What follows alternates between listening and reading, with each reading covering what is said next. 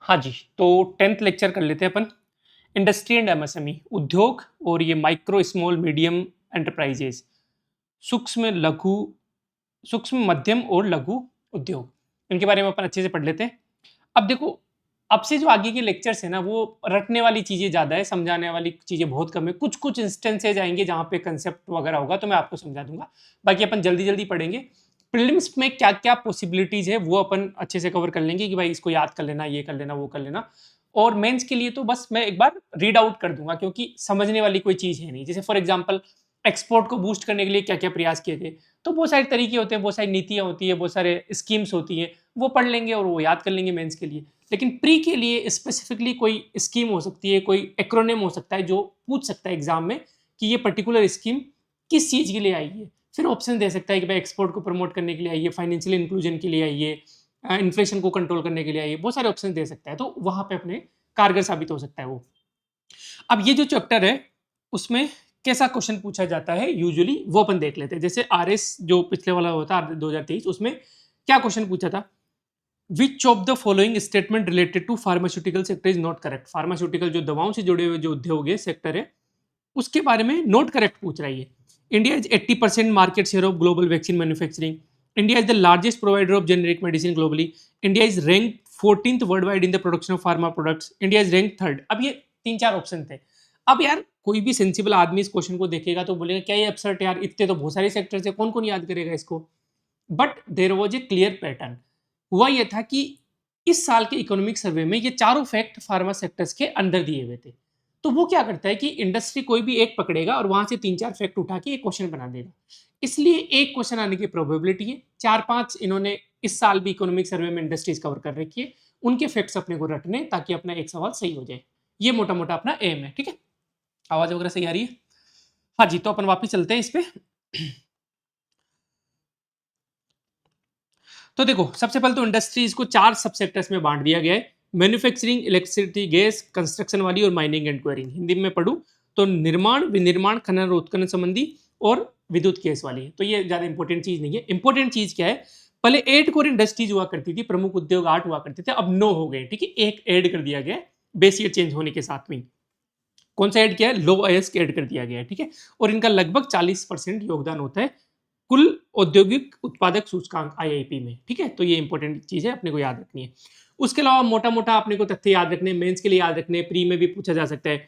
वैश्विक विनिर्माण के सकल मूल्यवर्धन में भारत का योगदान कितना है? 2.9% है। यदि हम ग्लोबल उसकी बात करें, मैन्युफैक्चरिंग की बात करें, तो अपने इंडिया का कितना योगदान है? 2.9% है, ठीक है। Industrial sector contributes approx about 28% of the total GV in the country and 24% employment. यदि कुल उत्पादन जो हो रहा है उसमें मैन्युफैक्चरिंग कितना योगदान दे रहा है? वो कितना दे रहा है? 28% दे रहा है। और एम्प्लॉयमेंट में, रोजगार में कितना योगदान है? मान लो 100 लोग रोजगार कर रहे हैं अपने देश में, तो उनमें से 24 लोग कहां पे हैं? 24 लोग इंडस्ट्रियल सेक्टर में। तो ये इंपॉर्टेंट फैक्ट है। अपने को पता है कि लगभग 48% कहां पे? एग्रीकल्चर सेक्टर में। तो ये आप याद रख लेना, इनका जीवीए में योगदान भी और एम्प्लॉयमेंट में योगदान भी। तो जीवीए में मोटा मोटा अपने को पता है कि एग्रीकल्चर कितना है? 18 से 20%, कभी 20 कभी 18, इस तरीके से चलता रहता है। तो 18%, इंडस्ट्री का 28% अपने देख ही लिया, और बाकी बचा कौन? सर्विस सेक्टर, उसका हाईएस्ट योगदान है 54%, ठीक है साहब। अब देखो, कंपिटिटिव इंडस्ट्रियल परफॉर्मेंस इंडेक्स, अब ये प्री के लिए इंपॉर्टेंट हो जाता है कि ये पहली बात तो कौन निकालता है? कंपिटिटिव इंडस्ट्रियल परफॉर्मेंस, हिंदी में बात करूं तो प्रतिस्पर्धात्मक औद्योगिक निष्पादन या प्रदर्शन सूचकांक कौन निकालता है? यूनिडो निकालता है।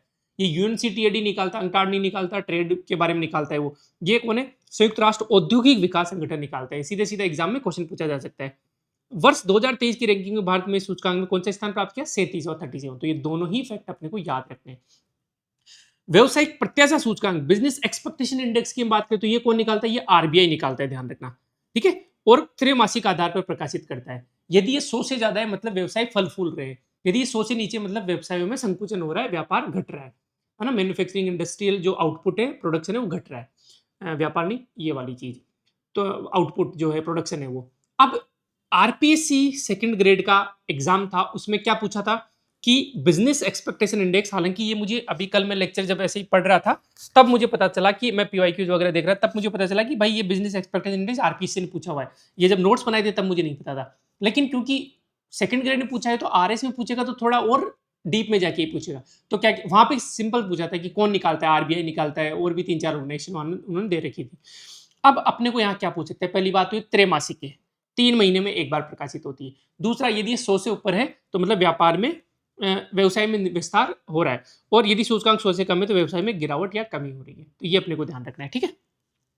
वित्त वर्ष 2025 में औद्योगिक क्षेत्र के बैंक ऋण में, ठीक है, कोई ज्यादा इंपॉर्टेंट फैक्ट नहीं। हाँ, ये इंपॉर्टेंट है कि ये जो बिजनेस एक्सपेक्टेशन इंडेक्स है ना, ये तो 100 पे चलता है, कि 100 से ऊपर है मतलब ऑप्टिमिज्म, आशा है, बिजनेस फल फूल रहे हैं, 100 से नीचे मतलब दिक्कत है।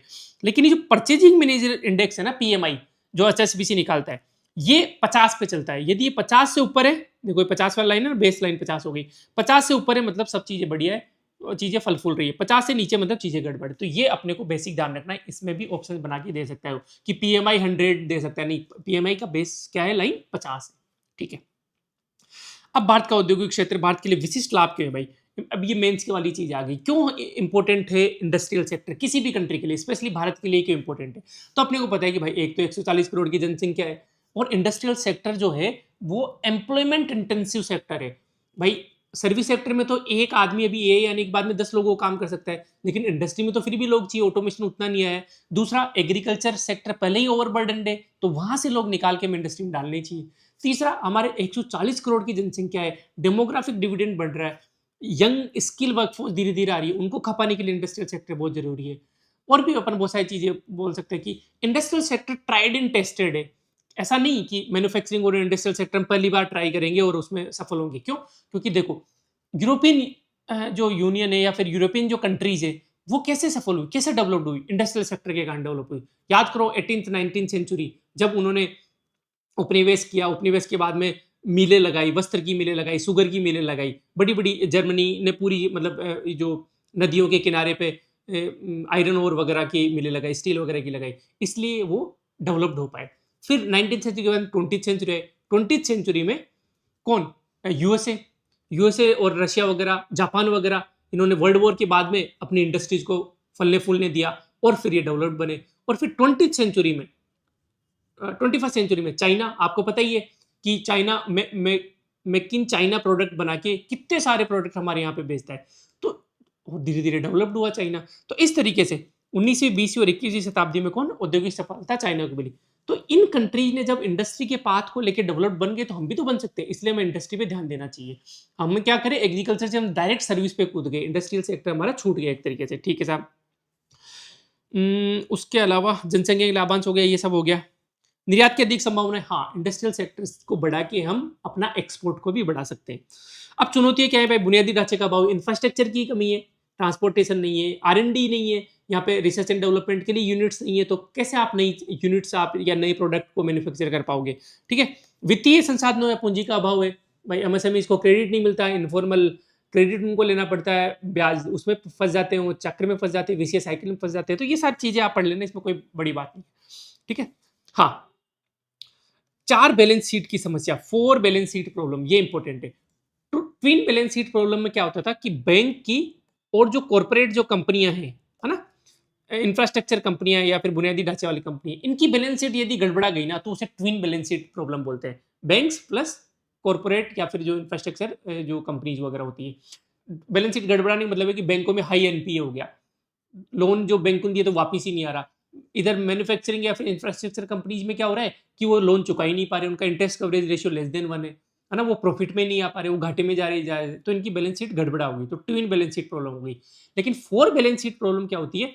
ये दोनों में प्रॉब्लम है, प्लस एनबीएफसी में, क्योंकि लोन एनबीएफसी भी तो देती है ना, नॉन बैंकिंग फाइनेंशियल कंपनीज, अपन ने पढ़ी थी, याद करो सेकंड लेक्चर। और साथ में रियल एस्टेट कंपनीज में भी गड़बड़ चलने लगी, इन चारों कंपनियों में गड़बड़ चलने लगी। कौन कौन में? बैंक में, एनबीएफसी में, इंफ्रास्ट्रक्चर कंपनीज में, रियल एस्टेट कंपनीज में। जब चारों कंपनीज में गड़बड़ चलने लग जाती है बैलेंस शीट में, तो उसे 4 बैलेंस शीट प्रॉब्लम बोल देते हैं, ठीक है। ये भी प्री का क्वेश्चन बन सकता है। और क्या प्रॉब्लम है? भू राजनीतिक संघर्ष, बिल्कुल, इससे आयात निर्यात प्रभावित होता है। जो इंडस्ट्री के लिए जो कच्चा माल चाहिए होता है, रॉ मटेरियल चाहिए होता है, वो भी तो प्रभावित होता है। जैसे रशिया यूक्रेन की वॉर हो गई, तेल नहीं आ रहा, है ना, बहुत सारी चीजें। अभी आपको आपको पता होगा कि मैकबुक मिल ही नहीं रहे, M1 M2 M3 M4 मिल ही नहीं रहे। क्यों नहीं मिल रहे? क्योंकि चिपें बहुत महंगी हो गई। चिप क्यों महंगी हो गई? क्योंकि ये अभी यूएसए वाला वॉर चल रहा है, यूक्रेन वाला वॉर चल रहा है, तो आयात निर्यात ढंग से हो ही नहीं पा रहा रेयर अर्थ मिनरल्स का, सेमीकंडक्टर्स वगैरह का, तो उससे चिप नहीं बन रही, चिप नहीं बन रही तो मैकबुक नहीं बन रहे, मैकबुक नहीं बन रहे तो बहुत महंगे हो गए। जो मैकबुक 80,000 रुपए का आता था वो 1.5 लाख का हो गया अभी, जो पहले 2-3 महीने पहले 80,000 का आ रहा था। ठीक है, तो ये दिक्कतें होती है। तो इसलिए मैन्युफैक्चरिंग या फिर अपन इंडस्ट्री सेक्टर इन सब चीज़ों से प्रभावित होता है। नौकरशाही संबंधी समस्याएं बिल्कुल, गवर्नेंस रिलेटेड प्रॉब्लम्स है, रेगुलेटरी इतनी प्रॉब्लम्स है, हजार तरीके के फॉर्म भरने पड़ते हैं, लाइसेंस लेना पड़ता है। चलो लाइसेंस रातों भी खत्म हो गया, लेकिन बहुत सारी प्रॉब्लम्स है, एग्जिट नहीं हो पाते यहाँ पे। एक बार आप एंटर कर गए तो एग्जिट ही नहीं हो पाते। मैंने एक कंपनी स्टार्ट की थी 2022 में, अब तक उसके मेरे ईमेल पे ईमेल आते हैं जीएसटी डिपार्टमेंट के कि आपने जीएसटी नहीं भरा, जबकि मैं कंपनी के एज ए डायरेक्टर में एग्जिट हो गया। तो यहाँ एग्जिट होना बहुत मुश्किल है, मुझे ईमेल के रिप्लाई करने पड़ते हैं कि भाई मैंने एग्जिट ले लिया है, मुझे बख्शो। लेकिन एग्जिट होना बहुत दिक्कत होती है, और आप एक कंपनी के डायरेक्टर से एग्जिट नहीं हो सकते तो आप नई कंपनी नहीं खोल सकते। बहुत सारे रेगुलेटरी कॉम्प्लाइंसेज वगैरह होते हैं, तो ये दिक्कतें यहाँ पे। ठीक है, नई फर्म शुरू करने के लिए बहुत टाइम लगता है यहाँ पे न्यूजीलैंड में।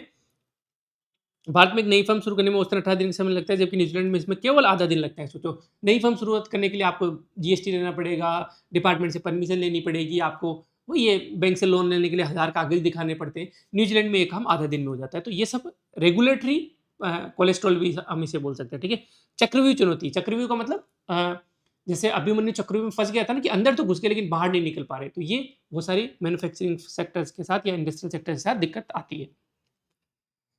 ठीक है, ये भी अपन ने कर लिया। तो इनमें देखो मोटा-मोटा यदि प्री की बात करूँ तो ये इंपॉर्टेंट है, for balance sheet problem important है, ठीक है। और तो बस इसमें तो प्री के लिए कोई इंपॉर्टेंट चीज़ नहीं थी। अब इंपॉर्टेंट प्री के लिए आ जाती है। मेजर इंडस्ट्रीज़ ये 4-5, इनमें आपको कोई मेरे पास सॉल्यूशन नहीं है, आपको चीज़ें याद करनी पड़ेगी। सीमेंट, स्टील, कोल, ऑटोमोबाइल, ठीक है, इलेक्ट्रॉनिक्स, फार्मा, टेक्सटाइल, है ना? जैसे फार्मा पे क्वेश्चन पूछा था आरएस में, है ना? तो इस बार पूछ सकता है, जैसे टेक्सटाइल हो गया, जैसे मैन्युफैक्चरिंग। तो ये 4-5 इंडस्ट्रीज़ है, ये अपने को याद करनी ही पड़ेगी। क्या-क्या याद करना पड़ेगा भाई, अपन देख लेते हैं फटाफट से। तो सीमेंट इंडस्ट्री के बारे में, India is the second largest cement producer in the world after China. जो यदि प्रोडक्शन की बात करें, उत्पादन की बात करें, तो सबसे ज्यादा कौन उत्पादन करता है? चाइना करता है। सेकंड पे कौन करता है? इंडिया करता है। तो एक फैक्ट तो यही हो गया। सीधे सीधे सीमेंट इंडस्ट्री पे 4 ऑप्शन बनाने होंगे तो ऐसे बना देगा।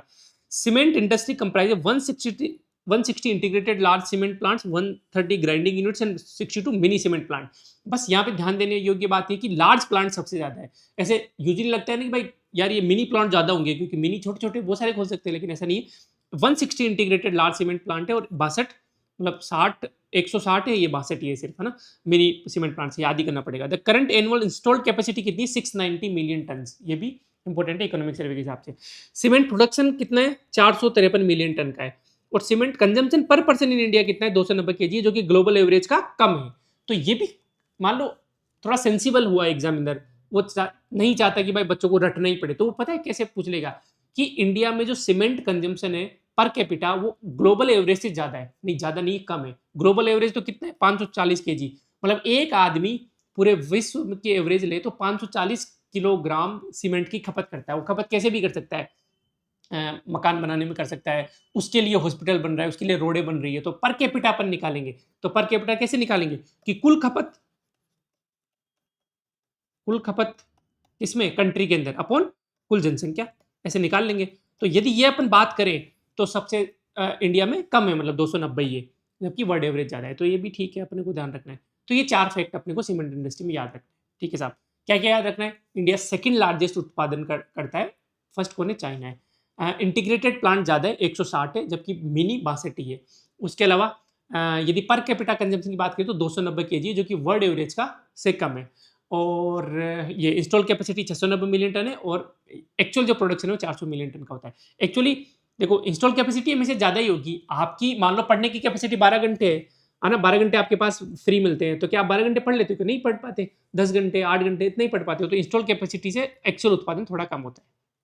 Steel, India is the world second largest crude oil steel producer after China, है ना। तो वही सिंपल सी वही वाली बात होगी, जैसे सीमेंट है वैसे स्टील है, कि फर्स्ट पे चाइना है, दूसरे पे इंडिया है। ठीक है, India was net importer of steel during financial 2026 की बात करें अपन, तो इंडिया नेट इंपोर्टर है, बाहर से हमें खरीदना पड़ रहा है, क्योंकि हम बनाते तो खूब है लेकिन हमारे कंजम्पशन भी बहुत ज़्यादा है, इसलिए बाहर से खरीदना पड़ता है। India steel sector accounts for 12% of India green house gas emission. अब जैसे डायरेक्ट मान लो यही ऑप्शन दे दिया और वो बोलेगा कि 50% of the green house gas, नहीं 50% नहीं, 12% ही ग्रीन हाउस गैस का कंट्रीब्यूट करता है। भारत के कुल ग्रीन हाउस गैस उत्सर्जन में केवल इस्पात क्षेत्र का योगदान 12% है। ठीक है, देश में उच्च मूल्य वाले विशेष इस्पात स्पेशलिटी स्टील के बारे में बात करें तो उसको बढ़ावा देने के लिए सरकार ने 2021 में प्रोडक्शन लिंक्ड इंसेंटिव स्कीम शुरू की। कुछ नहीं समझाने का, वही वाली बात है। कोयला उद्योग में भारत के पास विश्व का 5वां सबसे बड़ा कोयला भंडार है। अब देखो, एक पैटर्न आप देखोगे कि जितनी भी ये जो डेवलप्ड कंट्रीज है ना, वो ऐसे ही डेवलप नहीं हुई है कि भाई इनके पास बहुत स्किल थी, दिमाग था। यार इनके पास रिसोर्सेज भी खूब थे। कि देखो, कोयले की भी अपन बात करें, भंडारण की बात करें तो यूएसए में देखो सबसे ज्यादा है, फिर रशिया में, फिर चाइना में। अपने पास 5वां सबसे बड़ा भंडारण है, तो ये भी अपने को याद रखना है। इसके साथ ही भारत कोयले का दूसरे सबसे बड़ा उपभोक्ता भी है। ठीक है, देश के कुल विद्युत उत्पादन का लगभग 74%, हालांकि अब ये कम हो गया, 70% से कम हो गया, लेकिन लगभग 70% कोयला से ही अपनी बिजली पैदा होती है, इलेक्ट्रिसिटी प्रोड्यूस होती है। वित्त वर्ष 2025 में भारत ने 1047 मिलियन टन कोयला का उत्पादन किया, जो अब तक का सर्वाधिक है। ये भी एक इंपॉर्टेंट फैक्टर है। क्यों? क्योंकि अब तक का सर्वाधिक है, हमने एक तरीके से रिकॉर्ड ब्रेक किया है। तो कितना? 1047 मिलियन टन। ठीक है साहब। मिशन कोकिंग कोल, इसका मुख्य उद्देश्य कोकिंग कोल के आयात को कम करना है। कोकिंग कोल क्या होता है कि जब आयरन को हम, ये जो कोकिंग कोल है इससे रिएक्ट करवाते हैं, तब FeCO3 वगैरह बनता है, मतलब स्टील बनती है। तो आयरन को हम स्टील में, Fe2CO3 वगैरह ना, तो आयरन को जब स्टील में कन्वर्ट करते हैं तो उसके लिए कोकिंग कोल की आवश्यकता होती है। ये हाई कार्बन डेंसिटी वाला कोल होता है, जो कि इन इंडस्ट्रीज में काम आता है, आयरन और इंडस्ट्रीज में। ठीक है, कोयले का उपयोग स्वच्छ ऊर्जा स्रोतों के रूप में भी किया जा सकता है। कैसे किया जा सकता है भाई? जैसे कोल माइन मिथेन है। अब मिथेन तो स्वच्छ ऊर्जा वाला हो गया है ना। जैसे मिथेन किसका कंपोनेंट है? जैसे सीएनजी है, कंप्रेस नेचुरल गैस। जो सीएनजी अपन ऑटो वगैरह में डलवाते हैं ना, गाड़ियों में डलवाते हैं, इसमें जो सीएनजी होती है, कंप्रेस नेचुरल गैस, उसका जो मेजर कंपोनेंट होता है वो मिथेन ही होता है। उसमें 85-90% मिथेन होती है। तो ये जो मिथेन कहाँ मिलती है? जब हम कोयले का खनन करते हैं ना, तो वहां से मिथेन भी निकलती है। कोयले की खदानें खोलते हैं, कोयले की जो बेड होते हैं नीचे, जैसे मान लो ये पूरा, ये इस तरीके से यहाँ पे कोयला का भंडारण है, तो इससे मिथेन भी निकलती है। उस मिथेन का हम भंडारण कर लेते हैं और उसको स्वच्छ ऊर्जा के रूप में काम में भी लेते हैं। उसे बोलते हैं coal mine methane. Coal to liquid, कोयला से तरल ईंधन बना लेते हैं, कोयला से मेथनॉल बना लेते हैं। इस तरीके से हम स्वच्छ ऊर्जा में भी उसको काम ले सकते हैं। ठीक है, ज़्यादा डीप में नहीं जाना है अपने को, मोटे मोटे 2-4 फैक्ट याद रखने हैं। रसायन एवं पेट्रोकेमिकल का कुल विनिर्माण क्षेत्र के सकल मूल्य जीवीए में कितना? 8.1% योगदान है। ऑटोमोबाइल सेक्टर के बारे में क्या है भाई? ऑटोमोबाइल सेक्टर के बारे में देख लेते हैं। एक दो बार आप इसको रिवाइज करोगे, प्लस एक दो क्वेश्चन कर लोगे इसके, तो आपको याद रह जाएंगी ये चीजें। ये क्षेत्र देश में 3 करोड़ से अधिक लोगों को प्रत्यक्ष और अप्रत्यक्ष, डायरेक्ट और इनडायरेक्ट एम्प्लॉयमेंट की हम बात करें, 3 करोड़ से ज्यादा लोगों को ये रोजगार देता है। ठीक है, देश के कुल जीएसटी संग्रह में इस क्षेत्र की भागीदारी लगभग 15%। ये भी बड़ी बात है, कितनी सारी जीएसटी लोग 15%, 100 रुपये मान लो टोटल जीएसटी कलेक्शन हो रहा है, उसमें से 15% ऑटोमोबाइल सेक्टर दे रहा है। भारत दुपहिया और तिपहिया वाहनों में विश्व का सबसे बड़ा बाजार है। दुपहिया वाहन जैसे ये स्कूटी हो गई, क्या नाम है, बाइक हो गई, ये सब दुपहिया वाहन हो गए, है ना। साइकिल वगैरह हो गई, साइकिल तो ऑटोमोबाइल में नहीं आएगा वैसे। और तिपहिया वाहन, ऑटो वगैरह हो गए, इनमें भारत विश्व का सबसे बड़ा बाजार है। लेकिन यदि हम पैसेंजर और कमर्शियल व्हीकल की बात करें, पैसेंजर व्हीकल मतलब जैसे बस हो गई, कार हो गई, ये सब पैसेंजर व्हीकल हो गए। कमर्शियल व्हीकल्स मतलब ट्रक वगैरह हो गए, तो इनमें तीसरा सबसे बड़ा बाजार है, ये ध्यान रखना। Third largest market, India is the third largest market globally for passenger vehicles and commercial vehicles. तो ये अब ऑटोमोबाइल में डायरेक्ट ही मेरे पास ऑप्शन, इस तरीके के ऑप्शन बना सकता हूं, जैसे उन्होंने फार्मास्यूटिकल में बनाए वैसे। ठीक है, EV car requires 6 times more mineral than conventional car. देखो, कन्वेंशनल जो कार होती है वो आईसी इंजन वगैरह पे चलती है ना, इंटरनल कंबशन इंजन पे चलती है, उसमें आपको ये मिनरल्स वगैरह ज्यादा नहीं चाहिए, क्रिटिकल मिनरल्स वगैरह है ना। लेकिन ईवी जो कार होती है वो लिथियम आयन बैटरीज वगैरह पे चलती है, उसमें निकल, कोबाल्ट वगैरह आपको चाहिए होता है। इसलिए हम चाइना वगैरह पे डिपेंडेंट है। क्यों? क्योंकि India sources 75% of lithium ion batteries from China. तो चाइना से हम ज्यादा पंगे नहीं ले सकते।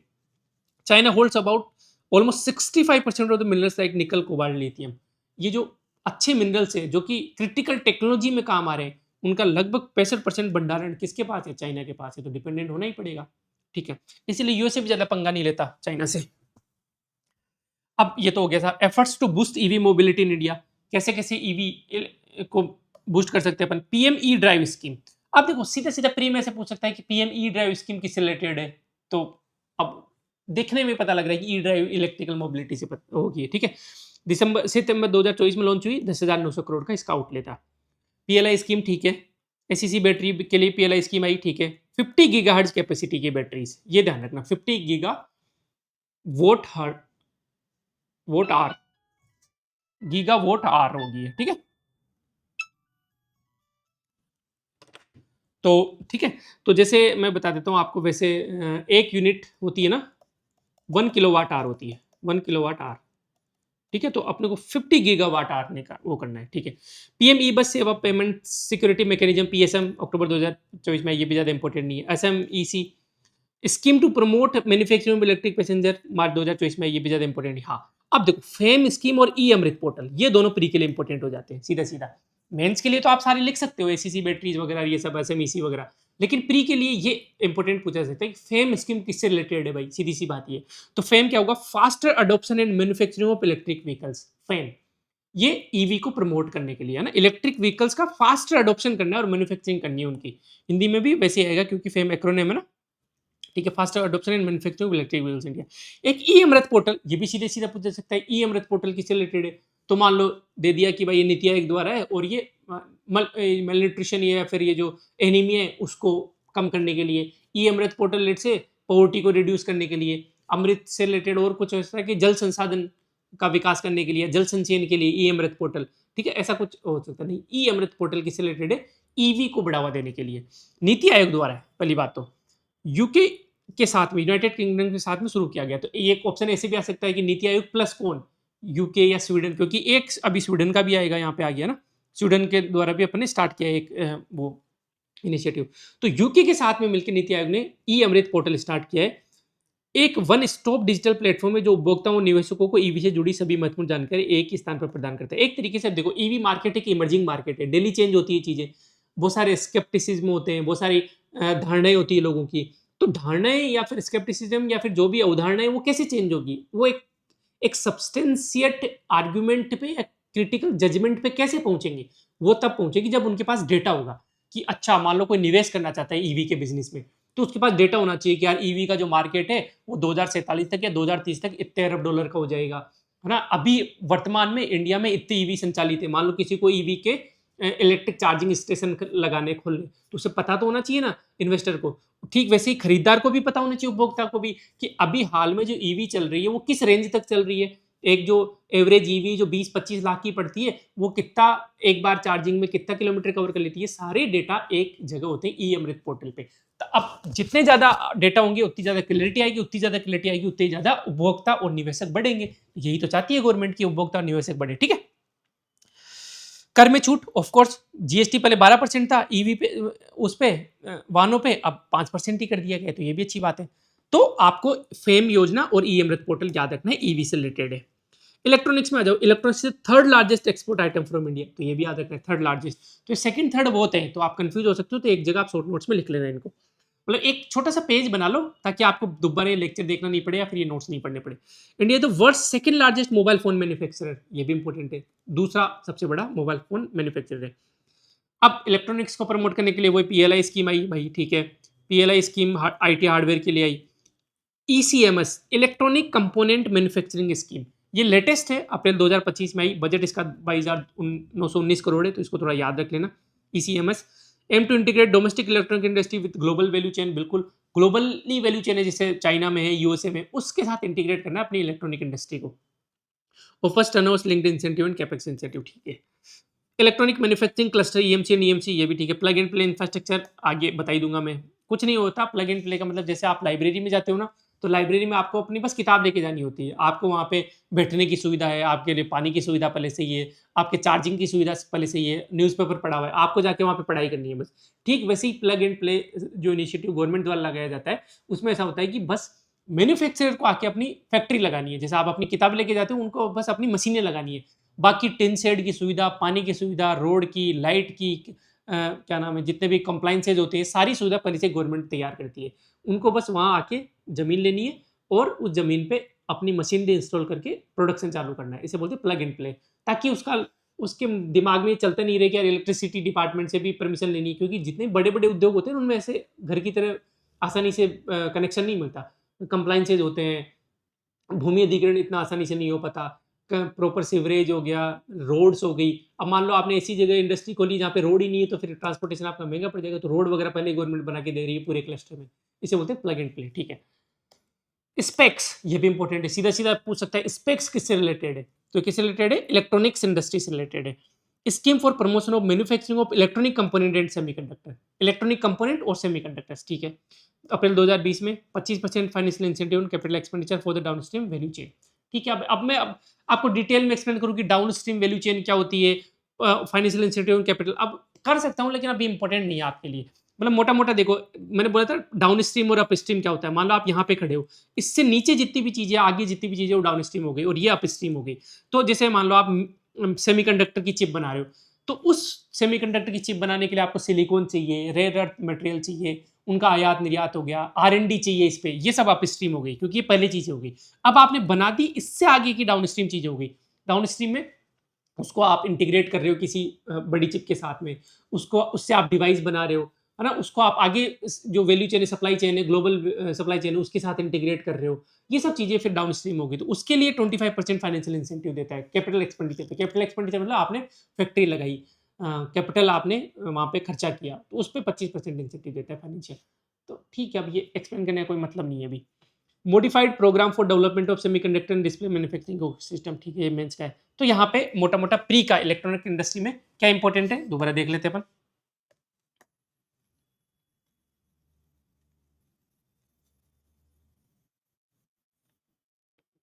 ठीक है, एक तो भाई electronics third largest export item है, एक्सपोर्ट की बात करें तो अपन। ठीक है ना, फर्स्ट में जेम ज्वेलरी और ये पेट्रोलियम ये सब होंगे।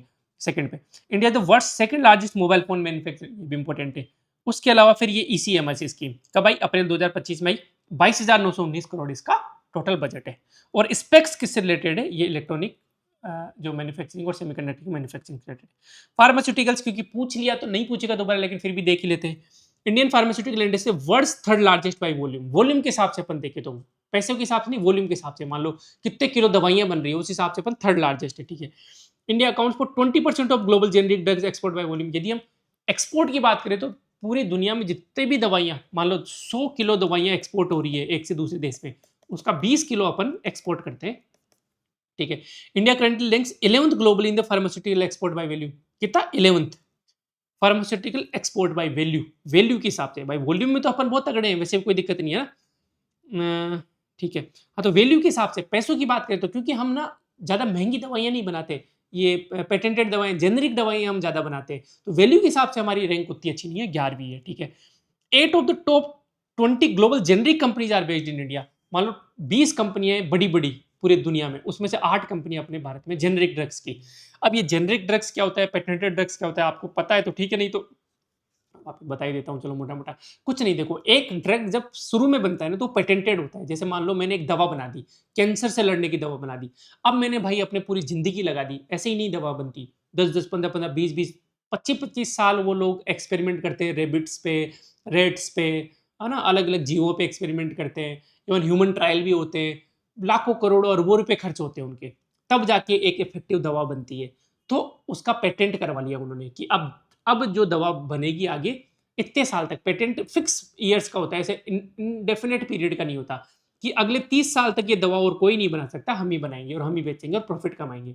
ठीक है, तो इस तरीके से वो प्रॉफिट निकालते हैं अपना। अब 30 साल हो गए, अब पेटेंट एक्सपायर होने के बाद में उस फॉर्मूले को कोई भी कंट्री, कोई भी ऑर्गेनाइजेशन यूज कर सकता है, तो वो जेनरिक ड्रग्स में आ जाते हैं। उनका कोई ब्रांड नेम नहीं है, उसको कोई भी बना रहा है, बस कंपोजिशन वो ले लिया और उसका प्रोडक्शन कर रहा है। ठीक है, क्या क्या भाई इसमें एफर्ट मारे गए, पीएलआई स्कीम हो गया। ठीक है, scheme for promotion of bulk drug parks हो गए, 3,000 करोड़ का आउटले है। ठीक है, ये हिमाचल प्रदेश वगैरह में।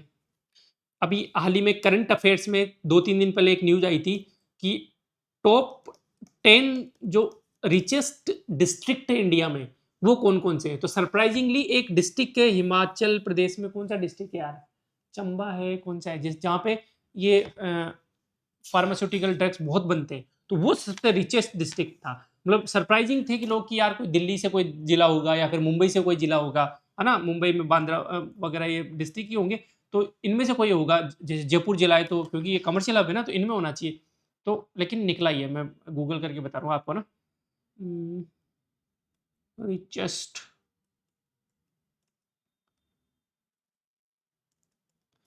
डिस्ट्रिक्ट इन इंडिया, तो ये है, एक तो तेलंगाना में है, सोलन, सोलन हिमाचल प्रदेश में। यहाँ की पर कैपिटा इनकम 8 लाख रुपए, सोचो। तो ये रिचेस्ट है, वन ऑफ द रिचेस्ट है, मतलब टॉप 5 में ये, क्यों? क्योंकि यहाँ पे फार्मास्यूटिकल इंडस्ट्री बहुत फल फूल रही है, ठीक है। तो ये हो गया साहब, गुजरात हो गया, हिमाचल प्रदेश हो गया, आंध्र प्रदेश हो गया। आंध्र प्रदेश में भी फार्मास्यूटिकल इंडस्ट्री काफी फल फूल रही है, ठीक है। Strengthening of medical device industry, SMDI scheme launch in November 2024, 500 crore outlay. अब ये ठीक है भैया, याद कर लेना, कोई बड़ी बात नहीं। हाँ, टेक्सटाइल में आ जाते हैं। टेक्सटाइल हिंदी में पढ़ लेता हूँ। वस्त्र उद्योग, वस्त्र उद्योग भारत की जीडीपी में 2.3% और विनिर्माण क्षेत्र में मैन्युफैक्चरिंग में 11% का योगदान देता है, ठीक है। मोटा मोटा याद रहना चाहिए, ऐसा नहीं कि भाई एग्जैक्टली 11% या 2.3 याद है। टोटल जीडीपी में, वो एग्जाम में ऐसे पूछ लेगा कि वस्त्र उद्योग भारत की जीडीपी में 11% योगदान देता है, नहीं 11% तो बहुत ज्यादा बड़ी बात हो जाती है ना यार। आप सोचो, टोटल इंडस्ट्रियल सेक्टर का ही लगभग कितना है, 28% योगदान है। तो सिर्फ वस्त्र उद्योग थोड़ा ना 11% दे देगा, तो ऐसे थोड़ा सा दिमाग लगाए करना है कि हाँ 2.3% है। हाँ, विनिर्माण मैन्युफैक्चरिंग के अंदर 11% है, ठीक है। देश के कुल निर्यात में वस्त्र उद्योग का योगदान 12% है, ठीक है। हाँ, अब इंपॉर्टेंट बात है, इसमें 4.5 करोड़ लोग प्रत्यक्ष रूप से डायरेक्टली एम्प्लॉयड है। ये भारत का सबसे ज्यादा रोजगार देने वाला क्षेत्र है एग्रीकल्चर के बाद में। एग्रीकल्चर में तो भाई सब 48% जनता है एग्रीकल्चर में, तो ठीक है। तो भारत का सबसे बड़ा रोजगार प्रदाता क्षेत्र है एग्रीकल्चर के बाद में। भारतीय वस्त्र उद्योग में सूक्ष्म लघु और मध्यम उद्योगों का प्रभुत्व है, जिनमें इनकी सारी 80% है। मान लो टोटल 100 टेक्सटाइल यूनिट्स है, उनमें से 80 यूनिट्स जो है, सॉरी, उनमें से 80 यूनिट जो है, एक मिनट में कर ही लेता हूँ यार, सॉरी।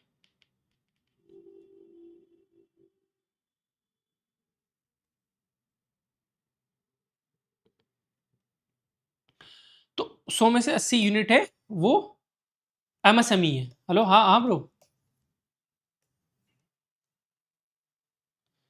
यार ये उनसे पूछो, डेविड सर से पूछो आप। इकोनॉमी हिंदी, हाँ एक दो पेज में करेक्शन है, मैं बता दूंगा आज शाम को ना, मैं क्लास ले रहा हूँ अभी ना।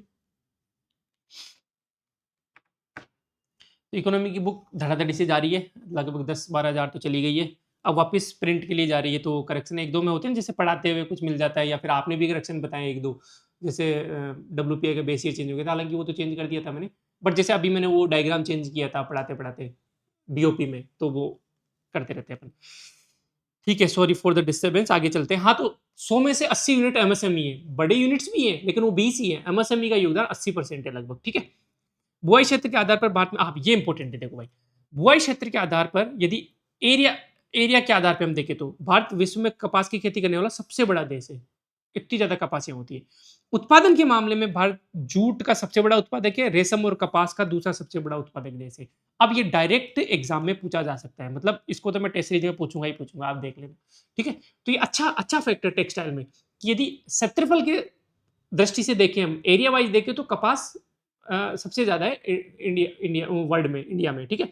और उत्पादन की दृष्टि से हम देखें तो भारत जूट का सबसे बड़ा उत्पादक है, जूट का। और रेशम और कपास में सेकंड नंबर पे है, ठीक है। तो कपास की यदि मैं बात करूं, कॉटन की यदि मैं बात करूं, तो कॉटन फर्स्ट और सेकंड दोनों ही है। फर्स्ट है एरिया के आधार पे, और ये है उत्पादन प्रोडक्शन यील्ड के आधार पे, ठीक है। ये ध्यान रखना। बाकी जूट क्या है, जूट फर्स्ट पे है उत्पादन के आधार पे, बस यही है। और रेशम क्या है, रेशम सेकंड पे उत्पादन के आधार पे।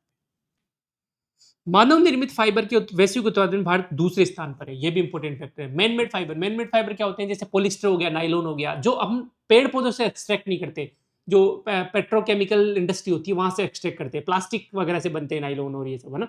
तो इसके साथ ही भारत पॉलिस्टर और विस्कोस फाइबर का भी दूसरे सबसे बड़ा उत्पादन है। तो ये ध्यान रखना, मैन मेड फाइबर ये हो गए, ये सेकंड नंबर पे आता है भारत, ठीक है। वस्त्र और परिधान निर्यात में यदि हम टेक्सटाइल और अपैरेल की बात करें, तो इसमें भारत विश्व में छठे स्थान पर है, ये भी इंपॉर्टेंट डेटा है।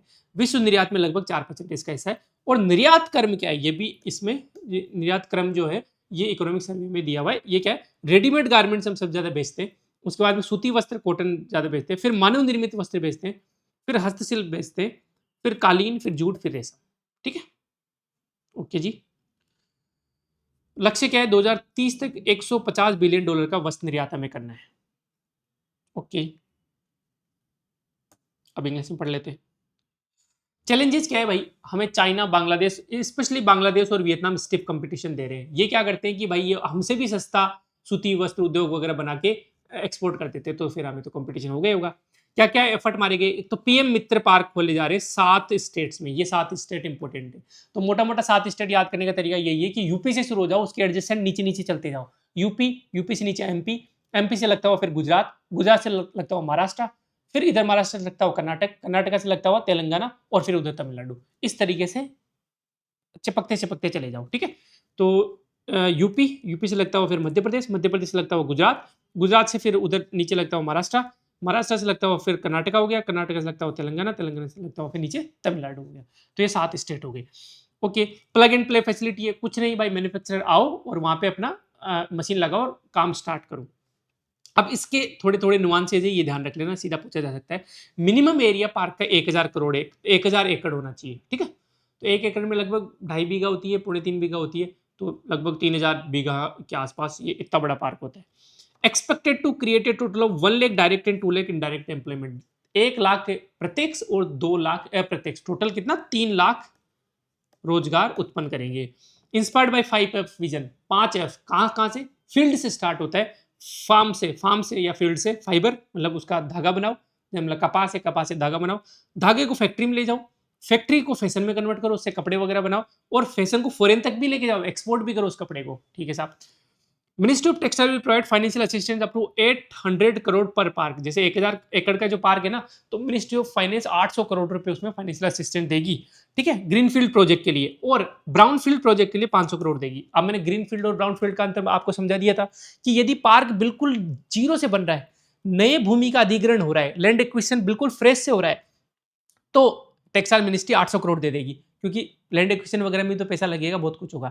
लेकिन यदि ब्राउन फील्ड है कि लैंड वगैरह पहले से ही, थोड़े बहुत उद्योग पहले से ही चल रहे हैं, तो उसमें 500 करोड़ टेक्सटाइल मिनिस्ट्री देगी, ठीक है। तो ये भी इंपॉर्टेंट है, ठीक है। प्रोडक्शन लिंक्ड इंसेंटिव स्कीम हो गया। National technical textile mission. Technical textile क्या होते हैं? जो टेक्सटाइल जो इनमें काम आते हैं, जैसे टेक्निकल चीजों में काम आते हैं, जैसे कार का एयरबैग बना दिया, जो यूजुअली पहनने बिछाने में काम नहीं आते। बुलेट प्रूफ जैकेट बना दी, ये भी टेक्निकल चीज है। कार का एयरबैग बना दी, ये भी टेक्निकल चीज है, तो उसे टेक्निकल टेक्सटाइल बोलते हैं। तो इसके लिए भी अलग से एनटीटीएम मिशन आया, ठीक है। तो ये अपने मोटे मोटे 4-5 सेक्टर थे, ये खत्म हो गए अपने। तो इनमें डेटा 2-3 बार आप याद करोगे तो हो जाएगा। और नहीं भी हो तो ज़्यादा लोड नहीं लेना, कट ऑफ तो 70 ही जाती है ना यार, कोई बात नहीं। मैं तो ये बोलता ही नहीं कि भाई इकोनॉमी से मान लो 8 क्वेश्चन आए तो 8 के 8 सही करके आओ, 7-6 भी सही करके आओ, तो भी आप बाकी जनता से आगे हो, क्योंकि इकोनॉमी से 90% लोग छोड़ के जाते हैं डर के मारे।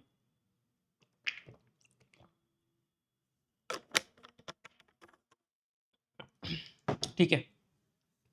National manufacturing mission announce in union budget 2025-26। अब ये देखो, लेटेस्ट बजट में, मतलब पिछले वाले बजट में अनाउंस की, तो थोड़ा इंपॉर्टेंट हो जाता है। एम क्या है? Double the manufacturing sector's contribution to GDP to 25%। अभी कितना है? लगभग 12-13% है, तो ये 25% 2035 तक करना है। अब वो यहाँ पे 2030 कर देगा, यहाँ पे 2047 कर देगा, ये यहाँ पे 30% कर देगा, तो ये अपने को ध्यान रखना है। नेशनल मैन्युफैक्चरिंग मिशन में 25% अपने को करना है, लगभग डबल, 12 का डबल हो गया। और कब तक करना है? 2035 तक करना है, ठीक है। 143 मिलियन जॉब्स बाय 2035, मतलब इसके जो टारगेट है वो 35 वाली है। Boosting merchandise export to USD 1.2 trillion by deepening integration with GVC. Global value chain के साथ हमें इंटीग्रेट होना है, और ये जो मर्चेंडाइज एक्सपोर्ट है, जो गुड्स का जो एक्सपोर्ट है, वस्तुओं का जो निर्यात है, उसको 1.2 ट्रिलियन डॉलर तक लेके जाना है, ठीक है। इसने नेशनल मैन्युफैक्चरिंग मिशन ने 3 टाइप से क्लासिफाई कर दिया मैन्युफैक्चरिंग को, एक स्केल, एक फिक्स एंड ट्रांसफॉर्म, एक सीड। यदि हम हिंदी में बात करें तो स्केल सुधार और परिवर्तन, और सीड मतलब देखो, स्केल तो ऐसा कि पहले अच्छा कर रहे हैं लेकिन और इसको बढ़ाओ, बड़े पैमाने पे लेके जाओ। जैसे ऑटोमोबाइल, फार्मा वगैरह में पता है ना, बहुत अच्छा कर रहे हैं पर, है ना, लेकिन और बढ़ाओ इसको। सुधार और परिवर्तन, ये कर रहे हैं ठीक ठाक, लेकिन इनमें थोड़ा चेंज करने की जरूरत है, परिवर्तन करने की जरूरत है, सुधार करने की जरूरत है, और फिर इनको बढ़ाओ। जैसे इलेक्ट्रॉनिक्स हो गया, पूंजीगत वस्तुएं हो गई, कैपिटल जो गुड्स वगैरह हो गए। और सीड, ये वो है जो अभी पैदा ही हुए, सीड मतलब बीज ही है, अभी तो स्टार्ट ही हुए, इनमें तो बहुत ज़्यादा सपोर्ट की जरूरत है। जैसे सेमीकंडक्टर हो गया, इलेक्ट्रिक वाहन हो गया, कहाँ इतनी ज़्यादा इंडस्ट्रीज यहाँ पे, ठीक है। तो इन 3 भागों में बांट दिया है मैन्युफैक्चरिंग को, ठीक है साहब। यार मतलब कोई भी पॉलिसी वगैरह आता है, कोई भी मिशन आता है ना, तो बैठ के वो यही सोचते हैं, जैसे आप प्लानिंग करते हो ना, टाइम टेबल बनाते हो, तो आपने अपने दिन को 3 उसमें बाँट दिया या फिर अपने सब्जेक्टों को 3 उसमें बाँट दिया कि एक काम करता हूँ मैं, अ, ये जो सब्जेक्ट का ग्रुप है, पॉलिटी, हिस्ट्री, ज्योग्राफी, ये तो मैं अच्छे से करके जाता हूँ, है ना? ये मेरे पहले से ही अच्छे हैं, तो इनको थोड़ा बेटर कर लेता हूँ ताकि इनसे नंबर नहीं कटे। फिर ये जो ये सब्जेक्ट है यार, ये ठीक-ठाक है, मैं एक बार रिवाइज़ करके चले जाऊँगा, और ये जो 2 सब्जेक्ट है ना, मेरे बस की बात नहीं। जैसे मैथ्स बहुत छोड़ देते हैं, कि मैं कितना भी पढ़ा लूँ, उनको मैथ्स नहीं समझ में आती, तो नहीं आती भाई, सीधी सी बात है। अपने को 70-75 कट ऑफ क्लियर करनी है, तो मार्क्स लाने, तो फिर वो छोड़ के चले जाते हैं उसको। लेकिन कट ऑफ तो क्लियर होगी ना अल्टीमेटली। ऐसे आप प्लानिंग करते हो, वैसे ये लोग भी प्लानिंग करते हैं कि यार ऐसे सेक्टर बताओ जो बहुत अच्छा कर रहे हैं, उनको और पुश करो। ऐसे सेक्टर बताओ जो बिल्कुल उगे ही हैं अभी, तो इलेक्ट्रॉनिक्स वगैरह, ठीक है। लॉजिस्टिक रिसर्च सेक्टर, लॉजिस्टिक क्या होता है भाई? एक से दूसरी जगह ले जाने के लिए जो जितने भी सामान काम आते हैं, वो सब लॉजिस्टिक्स में आते हैं। ट्रांसपोर्टेशन वगैरह हो गया, ट्रक वगैरह हो गया, वेयर हाउसिंग हो गया, ये सब उसको स्टोर करना है, ये सब लॉजिस्टिक में आता है, ठीक है। तो लॉजिस्टिक लागत जीडीपी का लगभग 8% रही वर्ष 2023-24 में। एक लॉजिस्टिक प्रदर्शन सूचकांक है, लॉजिस्टिक परफॉर्मेंस इंडेक्स, ये कौन लाता है? सबसे पहले तो विश्व बैंक लाता है, ये बहुत इंपॉर्टेंट है, ठीक है। इसकी थीम क्या थी 2023 में? कनेक्टिंग टू कम्पीट, ठीक है। भारत की रैंकिंग कितनी थी? कुल 139 देशों में भारत की रैंक 38वें स्थान पे थी, ये भी इंपॉर्टेंट है। और शीर्ष स्थान पर सिंगापुर है, तो ये इंपॉर्टेंट हो जाता है लॉजिस्टिक पर। हालांकि ये अभी नया आया नहीं है, पुराना ही है, लेकिन अब ठीक है। लॉजिस्टिक के लिए क्या क्या प्रयास किए जा रहे हैं? पीएम गति शक्ति, डेडिकेटेड फ्लाइट कॉरिडोर, ये सब आगे आएंगे अपने ना, इंफ्रास्ट्रक्चर वगैरह। Bharatmala, Sagarmala, unified logistic interface platform, ULI पे आ गया कि भाई एक प्लेटफॉर्म बना दिया, उसमें सारी चीजें को इंटीग्रेशन, सारी मिनिस्ट्री जो लॉजिस्टिक से रिलेटेड है, कौन कौन सी? रेलवे मिनिस्ट्री हो गई, एविएशन मिनिस्ट्री हो गई, हाईवे मिनिस्ट्री हो गई, इन सबको इंटीग्रेट कर दिया, एक जगह कर दिया, ठीक है, ताकि डेटा शेयर होता रहे एक दूसरे से। विभिन्न राज्यों में लॉजिस्टिक सुगमता के लिए लीड्स नाम की एक रिपोर्ट आई है ना। ये आगे लीड्स अपन ढंग से पढ़ेंगे आगे वाले उसमें चैप्टर में। राष्ट्रीय लॉजिस्टिक नीति एनएलपी, नेशनल लॉजिस्टिक पॉलिसी, इस पे तो क्वेश्चन आया मेंस में अपने, है ना। ये तो पिछली बार अपन डिटेल में कवर की थी, अब क्वेश्चन आ गया तो अब दोबारा नहीं आएगा, तो फिर डिटेल में कवर नहीं की। राष्ट्रीय, हालांकि आगे बताया थोड़ा लॉजिस्टिक पॉलिसी का। राष्ट्रीय औद्योगिक गलियारा विकास कार्यक्रम, है ना। National industrial corridor development programme. तो जैसे राजस्थान में डीएमआईसी है ना, एक minute, Delhi Mumbai industrial corridor है ना राजस्थान में, से ऐसा कुछ बनता है राजस्थान ना, तो यहाँ से डीएमआईसी निकल रहा है राजस्थान में, दिल्ली मुंबई इंडस्ट्रियल कॉरिडोर, है ना। तो एक तरीके से उत्तर प्रदेश से शुरू होके कहाँ तक जा रही है? ये महाराष्ट्र में मुंबई तक जा रहा है, ये इंडस्ट्रियल कॉरिडोर है राजस्थान का। तो ऐसे बहुत सारे इंडस्ट्रियल कॉरिडोर डेवलप करने की बात चल रही है, क्योंकि इस इनमें इंडस्ट्रीज लगा देंगे, इंडस्ट्रियल रीजन लगा देंगे, इंडस्ट्रियल एरिया लगा देंगे, बहुत अलग अलग, ठीक है साहब। औद्योगिक क्षेत्र को बढ़ावा देने वाले 5 प्रमुख स्तंभ कौन-कौन से? भाई ईज़ ऑफ डूइंग बिज़नेस करना पड़ेगा। पहले तो रजिस्ट्रेशन करवाना सुगम करो, लैंड एक्विजिशन को आप सुगम करो, इलेक्ट्रिसिटी कनेक्शन होना चाहिए, ईज़ ऑफ डूइंग बिज़नेस होनी चाहिए। कंप्लायंसेस को थोड़ा ईज़ी करो, डीरेगुलेशन करो, है ना? डीक्रिमिनलाइजेशन करो कुछ ऑफेंसेस। मान लो मैं कंपनी चला रहा हूँ, मान लो कनेक्टिव, और मान लो 2 महीने जीएसटी रिटर्न नहीं भर पाया, कुछ दिक्कत आ गई, तो ऐसा नहीं कि भाई मुझे उठा के जेल में डाल दो या फिर बहुत हेवी पेनल्टी, नहीं यार, इंटेंट समझो, तो इसको डीक्रिमिनलाइजेशन होते हैं। कुछ ऑफेंस ऐसे होते हैं जो नॉर्मल है कि भाई तू काम धंधा करते रहे, तू चुका देगा, ठीक है। नवाचार अनुसार आर एन डी नहीं होगा तो कैसे मैन्युफैक्चरिंग बढ़ेगी, कैसे इंडस्ट्री बढ़ेगी? तो आर एन डी पे फोकस करना पड़ेगा।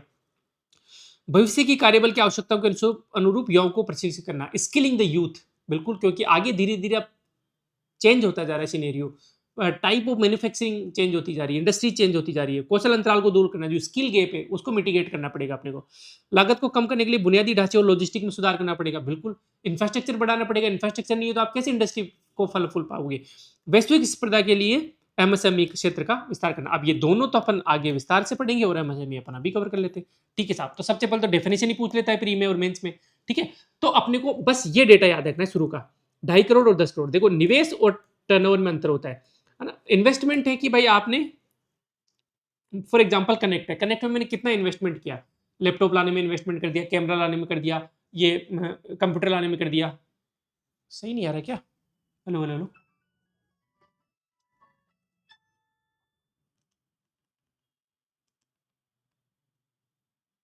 साइलेंट ही करना पड़ेगा। हाँ,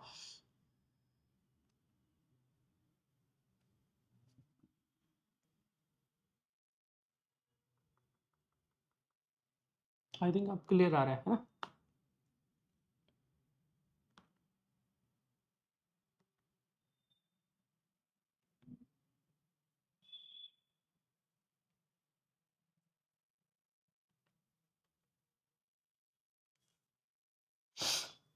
ठीक है।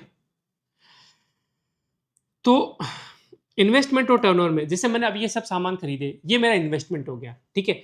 और टर्नओवर होता है कि एक तरीके से मैंने कितने का सामान बेच दिया, टोटल कितने के कोर्सेज बेच दिए, तो टर्नओवर हो जाएगा। रेवेन्यू और टर्नओवर में बहुत माइन्यूट डिफरेंस होता है, अपने लिए काम का नहीं है, तो वो टर्नओवर हो गया।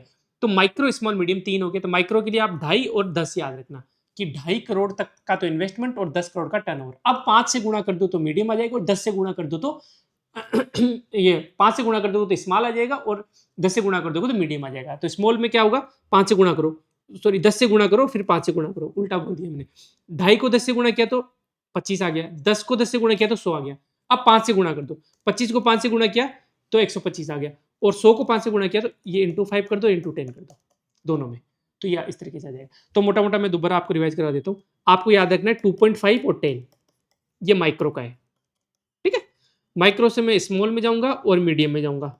सबसे पहले तो 10 से मल्टीप्लाई कर दूंगा तो ये 25 आ गया, ये 100 आ गया। फिर मैं 5 से गुणा कर दूंगा, 125 आ गया, ये 500 आ गया। इस तरीके से आप याद कर सकते हो। याद करने के बहुत सारे तरीके आप कैसे भी कर सकते हो।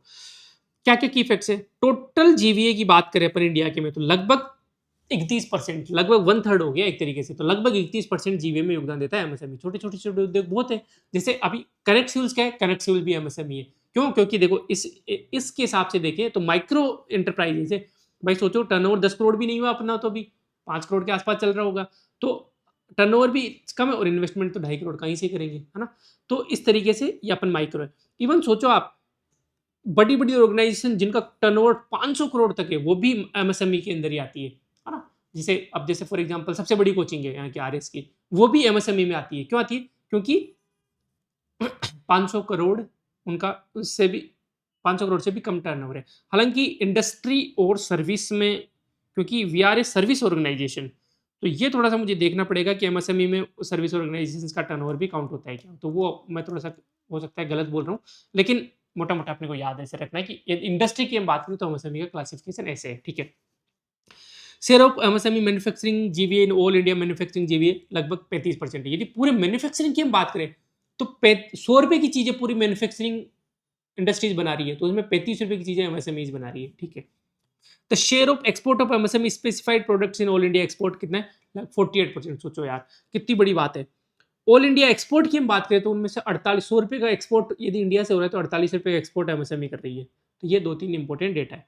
नंबर ऑफ एमएसएमईज कितनी है, लगभग 7.47 करोड़, 7.5 करोड़ एमएसएमईज है, और उनमें कितने लोग एम्प्लॉयड है, 32 करोड़ लोग एम्प्लॉयड है, ठीक है। Second largest employer after agriculture हो गया। MSME are labour intensive, accommodate 4 times more labour than the same output. अब देखो, आप मान लो बड़ी फैक्ट्री में कोई उत्पादन कर रहे हो, और उसी उत्पादन को आप यदि छोटी इंडस्ट्रीज में एमएसएमई में करोगे तो 4 गुना एम्प्लॉयमेंट लगेगा। जहाँ पे एक आदमी बड़ी बड़ी मशीनों से उत्पादन कर रहा है, यहाँ पे 4 आदमी लगेंगे। अब आप बोलोगे ये तो अच्छी बात है, एक आदमी उत्पादन कर रहा है फालतू में, लेकिन अपना जो देश है वो लेबर इंटेंसिव देश है ना, मतलब यहाँ पे लेबर सरप्लस है। यहाँ पे 140 करोड़ की जनता है, और हर महीने 12 लाख लोग वर्कफोर्स में एंटर करते हैं, तो उनको रोजगार देने के लिए तो एमएसएमई बहुत इंपॉर्टेंट हो गया ना। मशीनों से थोड़ा ना, कैपिटल से हम उनको रोजगार दे सकते हैं, तो इसलिए एमएसएमई इंपॉर्टेंट हो गया, ठीक है। अब क्रेडिट, पैसों की बात है भाई, पैसे कहाँ कहाँ से आएंगे। Emergency credit line guarantee scheme है, ईसीएलजीएस 5.0 चल रहा है अभी। ये क्या करता है, facilitates credit with 100% guarantee for MSME, 90% for non MSME. अब देखो क्रेडिट क्या क्या होता है कि जैसे मान लो एमएसएमई वाले एक बैंक के पास लोन लेने गए, तो बैंक नहीं देता। भाई अंबानी अडानी को तो लाइन लगा के बैंक लोन देता है, उनको पता है कि यहाँ से पैसा आ जाएगा, बढ़िया ब्याज भी कमा लेंगे, एक जगह पूरा पैसा डाल दिया, ब्याज आएगा, मस्त रहेंगे। लेकिन छोटे उद्योगों में डूबने का खतरा होता है, तो बैंक लोन नहीं देते, नाटक करते हैं, 1000 डॉक्यूमेंट मांगते हैं, मैनेजर को पैसे खिलाने पड़ते हैं, बहुत सारी चीज़ें होती है। तो गवर्नमेंट ने ये स्कीम निकाली, the emergency credit line guarantee scheme. Government बोल रही है कि तुम तो लोन दो, ये डिफॉल्ट होते तो मैं दूंगा रिटर्न, ये जो गारंटी है 100% चुकाने की गारंटी मेरी है। लेट से आपने 5 लाख रुपए का लोन ले लिया as an MSE SBI bank से। अब इसको गारंटी कौन दे रहा है, गवर्नमेंट गारंटी दे रही है कि यदि ये एमएसएमई नहीं चुका पाता 5 लाख रुपए तो गवर्नमेंट देगा एसबीआई को। तो इससे क्या होगा कि फिर लोन, ऐसा नहीं है कि चुकाना नहीं है एमएसएमई को, चुकाना तो है, लेकिन इन केस डिफॉल्ट हो गया तो एसबीआई को गवर्नमेंट से मिल जाएंगे, इसलिए एसबीआई निश्चिंत है, इसलिए वो ज्यादा एमएसएमई को लोन दे देता है, ठीक है। All bank loans MSME private sector lending के अंदर कहते हैं, अपने पीएसएल लोन्स पढ़ ही लिए। Credit guarantee fund trust for micro and small enterprises, CGTMSE। देखो ये स्मॉल एंड मीडियम के लिए नहीं है, माइक्रो और स्मॉल के लिए, ये सिर्फ मीडियम के लिए नहीं है, ध्यान रखना। ये किसने सेटअप किया? सिडबी ने और एमएसएमई मिनिस्ट्री है, उन दोनों ने मिलकर किया। Guarantee coverage of loan up to 10 crore, कोई 10 करोड़ तक का लोन लेता है उसका गारंटी कवरेज होता है 90% कवरेज होता है वुमेन लेड एंटरप्राइजेस के केस में। इसीलिए आप देखोगे कि बहुत सारे फायदे होते हैं ना महिलाओं के लिए। तो बहुत सारे आप देखोगे कि महिलाएं डायरेक्टर होती है एमएसएमईज और कंपनीज में। जैसे कनेक्ट सेल्स की बात करूँ तो जैसे mummy is one of the director. क्यों? क्योंकि अब जैसे आई स्टार्ट में अप्लाई किया था अपन ने, तो वहाँ पे ग्रांट है, तो ग्रांट ज़्यादा मिलती है जब महिला डायरेक्टर होती है, तो इस तरीके से होता है। ठीक है। Prime minister's employment guarantee programme, ठीक है। Monetary limits of onboarding on trades for corporates and CPSE from 500 crore to, अब ये समझाऊं क्या? देखो ट्रेड्स अपन ने समझ लिया, पहले ट्रेड्स अच्छे से समझ लिया था, ये एक्चुअली बजट में भी अपन ने मैंने समझा दिया था ये 500 करोड़ वाली चीज आपको। तो देखो ट्रेड्स क्या होता है कि एक तरीके से एक रिसीट होती है जो सीपीएसई कोई भी पब्लिक सेक्टर का जो एंटरप्राइज है जो वो एमएसएमई को देता है कि भाई मेरे से यहाँ से इसका माल का ऑर्डर आया है। उस रिसीट को ले जाके वो बैंक को दिखाता है, बैंक उसको लोन दे देता है। अपन ने अच्छे से पढ़ा था, ये एक डायग्राम याद करो आप। यहाँ पे बड़ी कंपनी है, यहाँ पे एमएसएमई है और यहाँ पे बैंक है। ठीक है, ये इसको रिसीट देगा, इस रिसीट को ये दिखाएगा, यहाँ से लोन आएगा, इसको प्रोडक्ट की डिलीवरी कर देगा। याद है डायग्राम? तो पहले ऐसा था कि 500 करोड़ तक के टर्नओवर की जो सीपीएसई उनको मैंडेटरीली ट्रेड्स देना पड़ेगा एमएसएमई को, लेकिन अब इसको कम कर दिया, 250 करोड़ तक का कर दिया। मतलब अब इवन 250, 500 वाले तो कवर होंगे ही होंगे क्योंकि 250 कर दिया, इवन 250 करोड़ वाले सीपीएसई को भी इनको ट्रेड्स की सुविधा देनी ही पड़ेगी एमएसएमई को, ताकि एमएसएमई उस रिसीट से लोन ले सके। बैंक लोन देते ही नहीं है, नहीं तो एमएसएमई को। लेट से कोल इंडिया है, कोल इंडिया ने एक छोटी कंपनी है उसको ऑर्डर दे दिया कि भाई तू हमारे जो एम्प्लॉय उनके लिए हेलमेट बनाएगा। कोल इंडिया के एम्प्लॉयज का देखा होगा ना, पीला पीला वो होता है, हेलमेट होता है। हेलमेट बनाएगा, कितने हेलमेट भाई? हमारे पूरे 10,000 एम्प्लॉय, 10,000 एम्प्लॉय के लिए हेलमेट बनाएगा। ठीक है, अब एक हेलमेट को बनाने में लेट से 1,000 रुपये खर्चा आ रहा है, क्योंकि मजबूत हेलमेट होंगे। तो 10,000, 1, 2, 3, इकाई, ढाई, सैकड़ा, हजार, 10,000, लाख, 10 लाख, करोड़, 1 करोड़ रुपए उस एमएसएमई का खर्चा है। अब 1 करोड़ रुपए एकदम से कहाँ से लाए? रॉ मटेरियल खरीदना है, उसको बनाने के लिए स्टील खरीदनी है, प्लास्टिक खरीदनी है टफन वाली, वो सब खरीदना है। 1 करोड़ रुपए बैंक के पास लोन लेने गया, ऑर्डर तो पड़ा हुआ है, बैंक के पास लोन लेने गया, बैंक ने मना कर दिया कि नहीं, क्या पता आए नहीं आए। फिर ये क्या करेगा कि कोल इंडिया के पास जाएगा और बोलेगा कि एक काम करो, मुझे एक रसीद दे दो जिस पे लिखा हुआ हो कि हाँ हमने आपको 10,000 हेलमेट बनाने का ऑर्डर दिया था। वो रसीद दे दो मेरे को, उसे ट्रेड्स बोलते हैं, उसको मैं बैंक को जाके दिखाऊंगा, बैंक देखेगा अच्छा यार इसके पास तो ऑर्डर आया हुआ है बड़ा, तो ये तो 1 करोड़ रुपए चुका देगा अपने को। वो 1 करोड़ रुपए का लोन लेगा, अपने हेलमेट बनाएगा। 1,000 की लागत थी, मान लो 1,500 या 1,200 रुपये में बेच दिया, 200 रुपये पर हेलमेट पे कमाया। 200 इंटू 10,000 कितने हुए? एक, ढाई से 1,000, 1 मिनट, 10,000 इंटू 200, इकाई, ढाई, सैकड़ा, हजार, 10,000, लाख, 10 लाख, 20 लाख रुपए की कमाई कर ली। 20 लाख में लेट से कि 5 लाख रुपए उस 1 करोड़ लोन पे परसेंटेज या 8 लाख रुपए परसेंटेज पे हो गया, 12 लाख रुपए अपने जेब में रखा और एमएसएमई आगे बढ़ गया। तो ऐसी चीजों में लिमिट घटा दी कि इवन 250 करोड़ के टर्नओवर की जो सीपीएसई है ना, सेंट्रल पब्लिक, वो भी ट्रेड्स देनी चाहिए। ठीक है साहब। मैंडेटरी यूज ऑफ ट्रेड्स हो गया। ONDC open network for digital commerce, ये भी अपन आगे पढ़ेंगे, ई कॉमर्स जब पढ़ेंगे तो कुछ नहीं है, जैसे अमेजन और फ्लिपकार्ट होता है वैसे ओएनडीसी होता है, ये शायद पढ़ लिया अपन ने। ठीक है, तो इस पे भी एमएसई अपने आप को रजिस्टर करके एमएसएमई अपने सामान बेच सकता है। ठीक है। Team trade enabled and marketing scheme, digitalisation of 5 lakh MSME. भाई मार्केटिंग डिजिटलाइजेशन होगा तभी तो मार्केटिंग वगैरह हो पाएगी। तो टीम किससे रिलेटेड है? एमएसएमई से रिलेटेड है। उसके अलावा रैम्प किससे रिलेटेड है? एमएसएमई से रिलेटेड है। रैम्प क्या है? यूके सीना कमेटी की रिकमेंडेशन पे वर्ल्ड बैंक सपोर्टेड है, तो रैम्प इंपॉर्टेंट है भाई। Raising and accelerating MSME performance. ठीक है। Improve access of MSME to market and credit post covid challenges. Covid आया उसके बाद में एमएसएमई में क्रेडिट क्रंच आ गया, तो रैम्प नाम की स्कीम लॉन्च की गई यूके सीना कमेटी की रिकमेंडेशन से। वर्ल्ड बैंक एडेड है, वर्ल्ड बैंक की सहायता से, ताकि एमएसएमई को पैसे मिले, उनको क्रेडिट फ्लो होता रहे। ठीक है, तो रैम्प और टीम ये ध्यान रखना। रैम्प एमएसएमई से रिलेटेड है, क्रेडिट से रिलेटेड। टीम भी एमएसएमई से रिलेटेड है, मार्केटिंग से रिलेटेड। पोर्टल्स कौन कौन से? समाधान, संबंध, चैंपियंस, उद्यम। किसका क्या काम है आप पढ़ लेना, कोई बड़ी बात नहीं है। कोई ग्रीवांस रिडर्सल कर रहा है, कोई क्रेडिट दिलवा रहा है। ठीक है। ड्वार्फिज्म इन एमएसएमई, बोनापन क्या होता है भाई? बोनापन क्या है? देखो बोनापन ऐसे होता है कि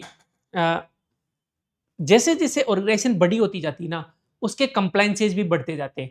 फॉर एग्जांपल 10 एम्प्लॉइज तक आपको ईपीएफओ वगैरह मैंडेटरी नहीं है। 10 एम्प्लॉइज से ऊपर होते हैं, 10 या 12 होते हैं शायद, कुछ है ना। 10-12 एम्प्लॉइज से ऊपर होते हैं, आपको ईपीएफओ अकाउंट बनवाना पड़ेगा। आपके एम्प्लॉइज के खाते में आपको अपना कंट्रीब्यूशन देना पड़ेगा। आधा कंट्रीब्यूशन गवर्नमेंट देती है पीएफ का, आधा कंट्रीब्यूशन एम्प्लॉय को देना पड़ेगा।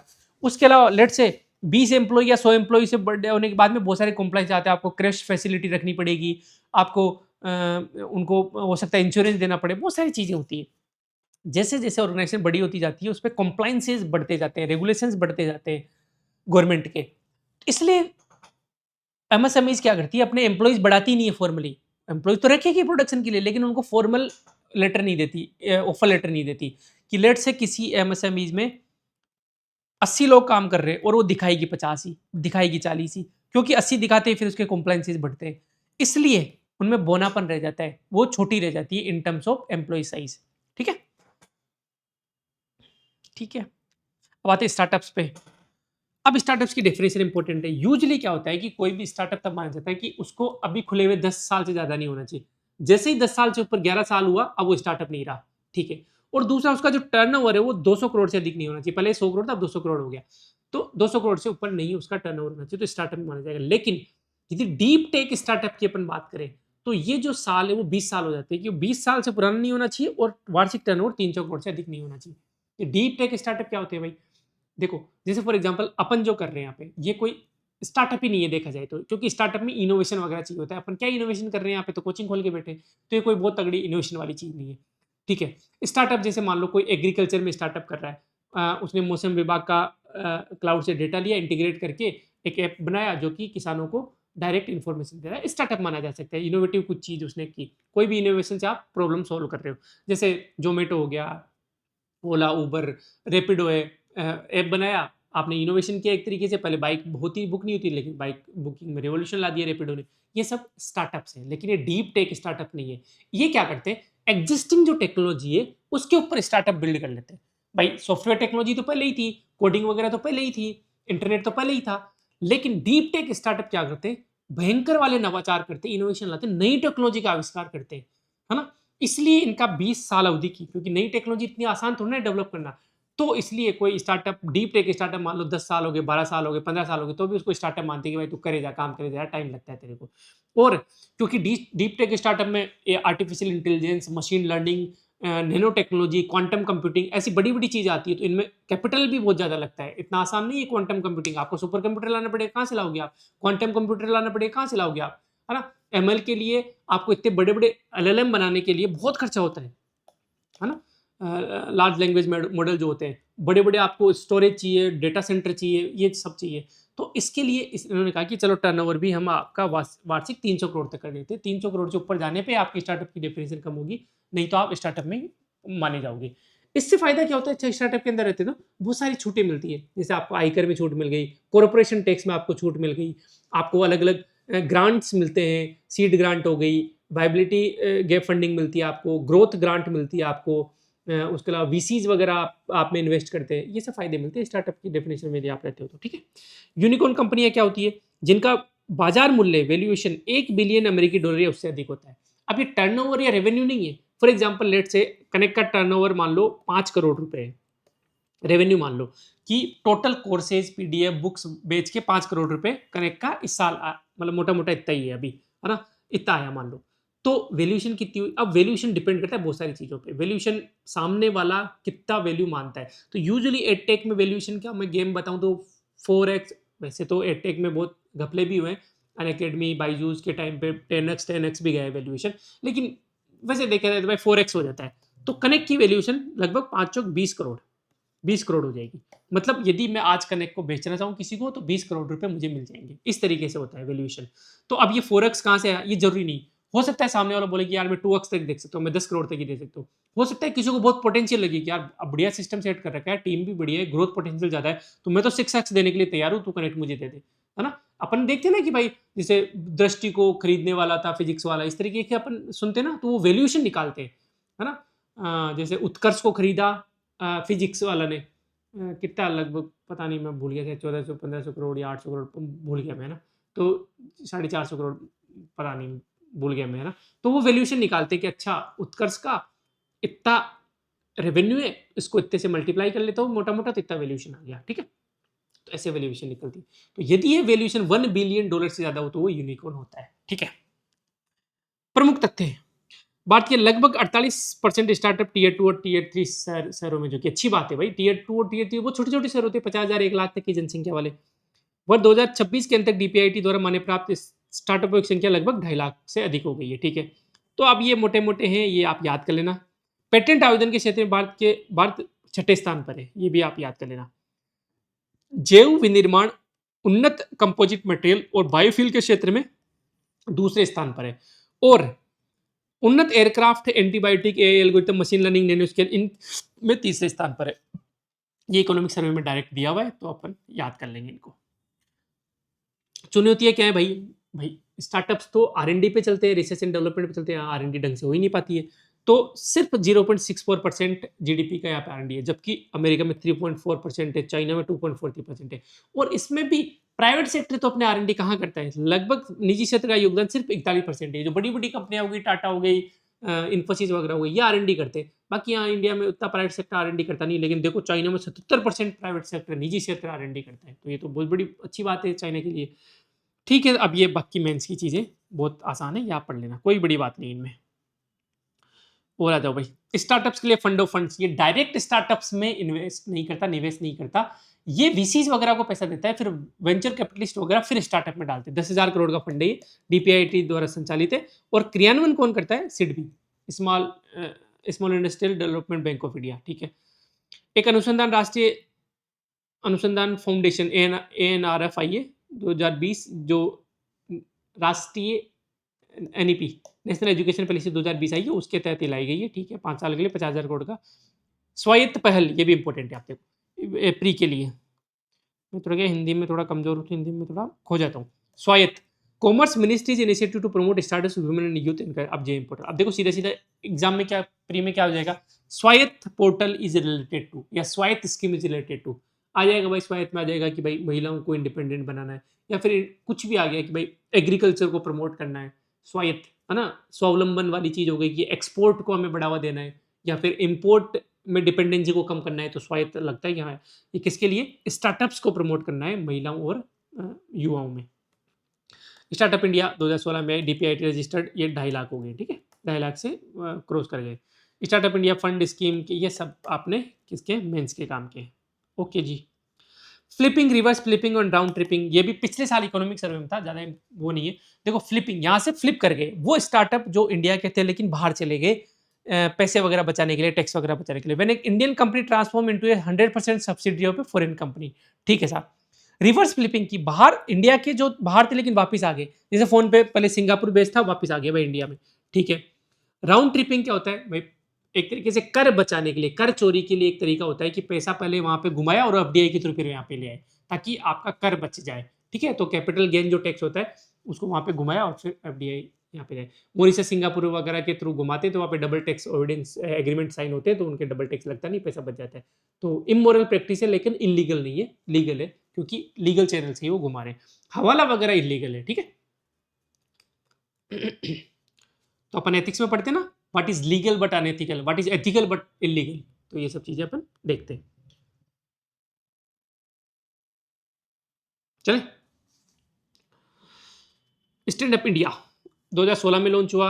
10 लाख से 1 करोड़ तक के लोन हर बैंक को लगभग एक SC/ST या फिर एक विमेन बोरोवर को देना पड़ेगा, each branch of schedule commercial banks, ठीक है? शेड्यूल कमर्शियल बैंक क्या होते हैं अपन ने पढ़ लिया था। Scheme covers up to 85% total project cost, और ग्रीनफील्ड एंटरप्राइजेज में, है ना? ग्रीनफील्ड का मतलब बिल्कुल जीरो से स्टार्ट किया है किसी ने, स्टार्टअप बिल्कुल नया तरीके से स्टार्ट किया है, उसे ही मिलेगा 10 लाख से 1 करोड़ तक का लोन, ठीक है? हर ब्रांच को देना जरूरी है। ग्लोबल इनोवेशन इंडेक्स, ये भी इंपॉर्टेंट है भाई प्री के लिए। By world intellectual property organisation वीपो प्लस कॉर्नेल प्लस इंसीड, ये 3 ऑर्गेनाइजेशन मिलकर इसको निकालती है। 2025 की थीम कहती है innovation at crossroads, Hindi में भी आप देख लेना, नवाचार एक निर्णायक मोड़ पर। भारत की रैंकिंग इंपॉर्टेंट है भाई, 139 देशों में 38वां स्थान प्राप्त किया। हम लगातार इंप्रूव करते जा रहे हैं। 2023 में 40वां था, 2024 में 39वां था, अब 38वां स्थान प्राप्त कर लिया 2025 में। तो ये इंपॉर्टेंट है वैश्विक नवाचार सूचकांक में। निम्न मध्यम आय वाली 37 अर्थव्यवस्था में भारत का कितना है, फर्स्ट स्थान है। निम्न मतलब ये कौन डिसाइड करता है, वर्ल्ड बैंक डिसाइड करता है कि लगभग $1700 से लेकर कुछ $4300 के आसपास जिनकी पर कैपिटा इनकम है ना, उनको निम्न मध्य आय वाली कैटेगरी में रख देते हैं। उसमें इंडिया भी आता है। उसमें अपन देखें तो उसमें अपन टॉप पे नवाचार में, ठीक है। मध्य व दक्षिणी एशिया की 10 अर्थव्यवस्था में फर्स्ट स्थान पे। दक्षिणी एशिया में कौन कौन आ गया, मैंने बताया था आपको, इंडिया, बांग्लादेश, नेपाल, भूटान, अफगानिस्तान, पाकिस्तान, श्रीलंका, मालदीव, ये सब दक्षिणी एशिया में आ गए। और मध्य एशिया में कौन आ गए, ये स्थान वाले, ये उज्बेकिस्तान, किर्गिस्तान, ताजिकिस्तान, ये 5 स्थान है ना, ये उज्बेकिस्तान, किर्गिस्तान, ताजिकिस्तान, 2 और है, वो देख लेना आप, ठीक है। तो ये इनको बोलते हैं मध्य वाले, मध्य एशिया वाले। इनको मिला के इंडिया फर्स्ट पे है, ठीक है। शीर्ष 3 कौन-कौन से, स्विट्जरलैंड, स्वीडन और USA. SW, Switzerland and Sweden और फिर USA.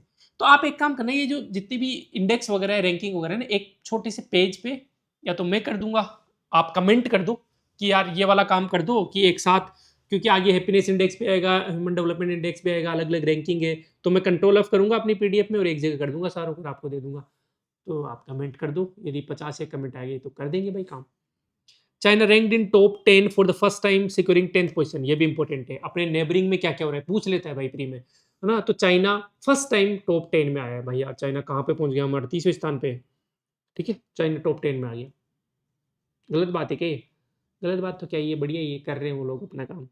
India performs better in innovation outputs than innovation inputs in 2025। देखो बातें करने को बहुत सारी है, मतलब क्यों हम पीछे हैं, क्या मतलब सोसाइटी का क्या नज़रिया है, बहुत सारी बातें कर सकते हैं, लेकिन अभी टाइम नहीं है ना आप लोगों के पास, तो बाद में करेंगे अपन, ठाल ठाल में करेंगे, ठाल में। India performs better in innovation output than innovation inputs in 2025। अब ये क्या होता है भाई, इनोवेशन आउटपुट क्या होता है, इनोवेशन इनपुट क्या होता है। हमारी परफॉर्मेंस इनोवेशन आउटपुट में बेटर है, अभी एक तरीके से स्टेटमेंट बन गया। इनोवेशन इनपुट ये होता है कि हमने इंस्टीट्यूशन स्ट्रॉन्ग कर दिए, हमने पैसा लगा दिया इनोवेशन में, R&D की यूनिट खोल दी, ये सब इनपुट है। आउटपुट क्या है कि हमने कितने पेटेंट निकाल दिए, हमने कोई इनोवेशन में कोई प्रोडक्ट निकाल दिया, ये सब आउटपुट है। तो इनपुट में तो हम उतने अच्छे नहीं है, मतलब इनपुट में हम ज़्यादा इंफ्रास्ट्रक्चर वगैरह डेवलप नहीं कर पाए, बहुत ज़्यादा R&D यूनिट नहीं खोल पाए, लेकिन आउटपुट में हम बेटर है, जो भी जितना भी है उससे आउटपुट हम बेटर निकाल रहे हैं, ठीक है साहब। तो अच्छी बात है। तो क्या क्या एफर्ट्स इंडस्ट्री इनोवेशन प्रोडक्शन को बूस्ट करने के लिए, क्या क्या इनोवेशन R&D में। विपो ranked India 12th in entrepreneurship policies and culture. देखो विपो जब रैंक निकालते हैं तो ओवरऑल तो अपनी 38वीं हो गई, लेकिन यदि एंटरप्रेन्योरशिप पॉलिसीज एंड कल्चर की बात करें, यदि हम उद्यमिता उद्यमिता नीतियों और उद्यमशील संस्कृति के बारे में बात करें तो हमारा 12वां स्थान है, ठीक है साहब। ट्रेडमार्क में हमारा 4था स्थान है, पेटेंट में हमारा 6वां स्थान है, और औद्योगिक डिजाइन में हमारा 7वां स्थान है। तो ये भी इकोनॉमिक सर्वे में, तो ये भी आप याद कर लेना, ठीक है। एक मोटा मोटा गंदा सा ट्रिक बताऊं, देखो बिल्कुल गंदी ट्रिक है, आप ऐसे याद रखना। ट्रेड है TRADE, कितने अक्षर है, 5 है, 5 में से 1 घटा दो, 4था स्थान है अपना। पेटेंट PATENTS, पेटेंट्स 1 2 3 4 5 6 7 अक्षर है, 1 घटा दो, 6ठा स्थान, ठीक है। और औद्योगिक इंडस्ट्री INDUSTRY कितने हैं, 1 2 3 4 5 6 7 8, 8 है, 8 में से 1 घटा दो, 7वां स्थान। ऐसे ये गंदी सी ट्रिक है याद करने की, याद हो जाए तो ठीक है, नहीं तो आप अपने तरीके से याद कर लो। क्रिटिकल टेक्नोलॉजी ट्रेकर के अनुसार 45 महत्वपूर्ण टेक्नोलॉजी शीर्ष में कोई इंपॉर्टेंट नहीं है, ये इंपॉर्टेंट है। देखा, ट्रेडमार्क में 4थे पे है, पेटेंट्स में 6ठे पे, और इंडस्ट्री में हम 7वें स्थान पे है, ठीक है। अब देखो भाई इनमें क्या क्या इंपॉर्टेंट है, ये सब मेंस के लिए चीजें। औद्योगिक क्षेत्र के पुनरुद्धार हेतु क्या क्या प्रयास किए गए, इंडस्ट्री के रिवाइवल के लिए क्या क्या प्रयास किए गए। इंडस्ट्रियल पॉलिसी लाई गई, पता है आपको, 1948 लाई गई, 1956 लाई गई, 1991 में लाई गई। उन्नति नाम की एक स्कीम लाई गई, उत्तर पूर्व ट्रांसफॉर्मेटिव इंडस्ट्रियलाइजेशन स्कीम, ठीक है। सीधा सीधा पूछ सकता है उन्नति किस चीज से रिलेटेड है, इंडस्ट्रीज के रिवाइवल के लिए, नॉर्थ ईस्ट में रिवाइवल के लिए, ठीक है। PLI लाई गई, मेक इन इंडिया लाई गई, one district one product, lead IT, industry 4.0, InvITs REITs, ये इन्विट्स और रीट्स अपन ने कर लिए। लेबर लॉ में रिफॉर्म लाई, 29 लेबर लॉ को 4 कोर्ट्स में अपन ने कन्वर्ट कर दिया। इंफ्रास्ट्रक्चर को इंप्रूव किया गया, ये सब national infrastructure pipeline, national monetisation pipeline, PM Gati शक्ति, नेशनल लॉजिस्टिक पॉलिसी, ये सब अगले उसमें अपने लेक्चर में। बजट 2026 में कैपिटल एक्सपेंडिचर को 12.2 लाख करोड़ कर दिया गया, जो कि 3.1% GDP है। ये इंपॉर्टेंट डेटा है, 12.2 लाख करोड़, ठीक है। India is developing 11 major industrial corridor. Industrial corridor वही जैसे DMIC is one of the corridor है ना, ऐसे 11 हम कॉरिडोर पूरे देश में बना रहे हैं, ठीक है साहब। किसकी हेल्प से बना रहे हैं, एशियन डेवलपमेंट बैंक की हेल्प से बना रहे हैं। अब ये इंपॉर्टेंट प्री के लिए हो जाता है कि India is developing how many industrial corridors? 11 industrial corridors. And with the help of world bank? नहीं। With the help of new development bank? नहीं। With the help of IMF? No. IMF तो सिर्फ इकोनॉमी उससे related होता है, वो finance से related होता है ना। किसी एशियन डेवलपमेंट बैंक की मदद से हम बना रहे हैं, ठीक है साहब। भव्य scheme, 100 plug in play industrial park across the country. अब सीधा सीधा प्रीम पूछ सकता है कि भव्य स्कीम किससे रिलेटेड है ना? तो भव्य कुछ भी हो सकता है, कुछ भी ऑप्शन दे सकता है। किससे रिलेटेड? इंडस्ट्री के रिवाइवल के लिए 100 प्लग इन प्ले फैसिलिटीज हमें बनानी है, ठीक है साहब। इस वजह से क्रेडिट के लिए ये ठीक है, मेंस के लिए इंपॉर्टेंट है, ये भी मेंस के लिए। National single window system DPI fast regulatory clearance के लिए जीएसटी 2.0 आ गया, ये अपने डिटेल में पढ़ लिया। एफडीआई 100% अलाउ कर दिया, जैसे डिफेंस में अलाउ कर दिया अपने 100%। भाई एफडीआई अलाउ करेंगे तो बाहर से पैसा आएगा, निवेश आएगा, तो इंडस्ट्री फलेगी फूलेगी। तो ये सब कर लोगे आप, कर लोगे, ठीक है। तो मोटा मोटा इसमें प्री के लिए क्या इंपॉर्टेंट है, हिंदी में बता देता हूँ। प्री के लिए एक तो इंपॉर्टेंट है भव्य योजना, इंडस्ट्री के रिवाइवल के लिए प्लग एंड प्ले फैसिलिटी, ठीक है। एक एशियाई विकास बैंक की सहायता से राष्ट्रीय औद्योगिक गलियारा कार्यक्रम के तहत 11 प्रमुख औद्योगिक गलियारे बनाने अपने को, ठीक है। बस ये अरे उन्नति है, ये भी इंडस्ट्री है उत्तर पूर्व में, नॉर्थ ईस्ट में, ठीक है साहब। उन्नति योजना देखो ये डिटेल में आ गई। डीपीआईटी द्वारा है, केंद्रीय क्षेत्र की योजना, सेंट्रल सेक्टर स्कीम स्पॉन्सर्ड नहीं है। आगामी 10 वर्षों के लिए 10,000 करोड़ से अधिक का वित्तीय आवंटन कर दिया जाएगा इसमें, ठीक है। प्रोडक्शन लिंक्ड इंसेंटिव स्कीम मार्च 2020 में स्टार्ट हुई। अब इसमें इंपॉर्टेंट क्या है, देखो पुरानी हो गई वैसे तो, लेकिन 14 प्रमुख क्षेत्रों के लिए इसको लागू किया गया है ना। जैसे जैसे आपका प्रोडक्शन बढ़ता जाएगा आपको इंसेंटिव बढ़ते जाएंगे, प्रोडक्शन के साथ लिंक कर दिया आपका इंसेंटिव, ठीक है। Make in India, make in India important है, 27 क्षेत्रों पर ध्यान केंद्रित है, उसमें 15 विनिर्माण, मैन्युफैक्चरिंग और 12 सर्विस सेक्टर है, ठीक है। तो मेक इन इंडिया में टोटल कितने सेक्टर है? 27, 15 प्लस 12, ये इंपॉर्टेंट है। डीपीआईटी द्वारा तो प्रबंधन, ये जो विनिर्माण क्षेत्र है, मैन्युफैक्चरिंग सेक्टर, उसका डीपीआईटी द्वारा मिनिस्ट्री ऑफ कॉमर्स के अंदर है ना। और सेवा क्षेत्र का वाणिज्यिक विभाग होता है मिनिस्ट्री ऑफ कॉमर्स के अंदर ही, डिपार्टमेंट ऑफ कॉमर्स होता है ना, मिनिस्ट्री ऑफ कॉमर्स के अंदर। मिनिस्ट्री ऑफ कॉमर्स के अंदर अलग अलग डिपार्टमेंट है, तो एक डीपीआईटी है, एक डिपार्टमेंट ऑफ कॉमर्स है। डिपार्टमेंट ऑफ कॉमर्स देखता है सर्विस को और डीपीआईटी देखता है मैन्युफैक्चरिंग को। आगामी 5 वर्षों में 3 लाख करोड़ का निवेश आकर्षित करके देश के युवा के लिए 60 लाख नए रोजगार सृजित करना है, ये मेक इन इंडिया 2.0 का गोल है। ये ठीक है, रटने वाली चीज है, ज्यादा इंपॉर्टेंट भी नहीं है ये। लीड आईटी क्या है भाई? अब ये इंपॉर्टेंट ये कि ये स्वीडन और भारत सरकार दोनों मिलकर लीड आईटी बनाए। अब लीड आईटी याद आती है होना चाहिए कि भाई ये कुछ सस्टेनेबल डेवलपमेंट से रिलेटेड है। नेट जीरो कार्बन उत्सर्जन के लक्ष्य को प्राप्त करना है 2050 तक। भाई अब तक अपन बातें क्या कर रहे थे कि यार इंडस्ट्री लगानी है, ये करना है, वो करना है, लेकिन इस इंडस्ट्री से कार्बन भी तो उत्सर्जन होगा ना, एनवायरमेंट भी तो पोल्यूशन होगा ना। भाई अपन ने अभी पचपदरा रिफाइनरी लगा दी, लेकिन अभी एक वीडियो वायरल हो रहा था, एक जर्नलिस्ट था कि पचपदरा रिफाइनरी से इतना ज्यादा धुआं निकल रहा है कि वहां के आसपास के लोगों का जीवन दुभर हो जाएगा। पूरा धुआं ऊपर जाके क्लाइमेट को इफेक्ट करेगा, वहां पे धुआं का गुब्बार बन जाएगा, एसिड रेन होगी, रेन पड़ेगी तो पूरा भूमि पोल्यूट होगी, उससे बहुत दिक्कतें होगी। तो ये भी तो कोई सोचेगा ना कि यार इंडस्ट्रीज तो लगाते जा रहे, लेकिन सस्टेनेबल तरीके से लगाए, नेट जीरो इंडस्ट्रीज लगाए। तो ये लीड है आईटी ने सोचा, ठीक है। Leadership group for industry transition, industry का ट्रांजिशन भी अपने को करना है, सस्टेनेबल तरीके से उनको चेंज करना है, ठीक है। ये सीओपी 27 सम्मेलन में इस पर विस्तृत चर्चा की भारत और स्वीडन की सरकारों की पहल द्वारा। उद्योग 4.0 देखो, इंडस्ट्रीज 1.0, 2.0, 3.0, 4.0, 5.0 अलग अलग टाइम पे अलग अलग लेवल आए इंडस्ट्री के, है ना। तो इंडस्ट्री 1.0 क्या थी? शुरू में स्टीम इंजन पे यूरोप ने चालू की, फिर इलेक्ट्रिसिटी आई तो उसके बेसिस पे जैसे इलेक्ट्रिक ट्रेनें वगैरह चली, ये सब चला, है ना। हैंड मिल से स्टीम मिल आए और फिर स्टीम मिल से ये इलेक्ट्रिक मिल्स वगैरह आ गए। इंडस्ट्री 2.0 में इलेक्ट्रिसिटी। इंडस्ट्री 3.0 में फिर इंटरनेट आ गया कि डिजिटल टेक्नोलॉजी के आधार पर इंडस्ट्री 3.0 हो गई। इंडस्ट्री 4. ये डिजिटल क्रांति आ गई। इंडस्ट्री 4.0 में फिर टेक्नोलॉजी का भी वृहद रूप डीप, जैसे एआई हो गया, एमएल हो गया, क्या नाम है, बिग डेटा हो गया, ये सब हो गया, ब्लॉकचेन हो गया, ये सब हो गया। इंडस्ट्री 4.0 यहाँ तक ठीक है। इंडस्ट्री 5.0 क्या है कि ठीक है भाई, अगेन जैसे लीड आईटी था वैसे ही इंडस्ट्री 5.0 आया कि ठीक है, तुम टेक्नोलॉजी में तो भागते जा रहे हो, इसमें इंसान की भूमिका कहाँ है, इंसान का वेलफेयर कहाँ है, वो भी तो सोचो।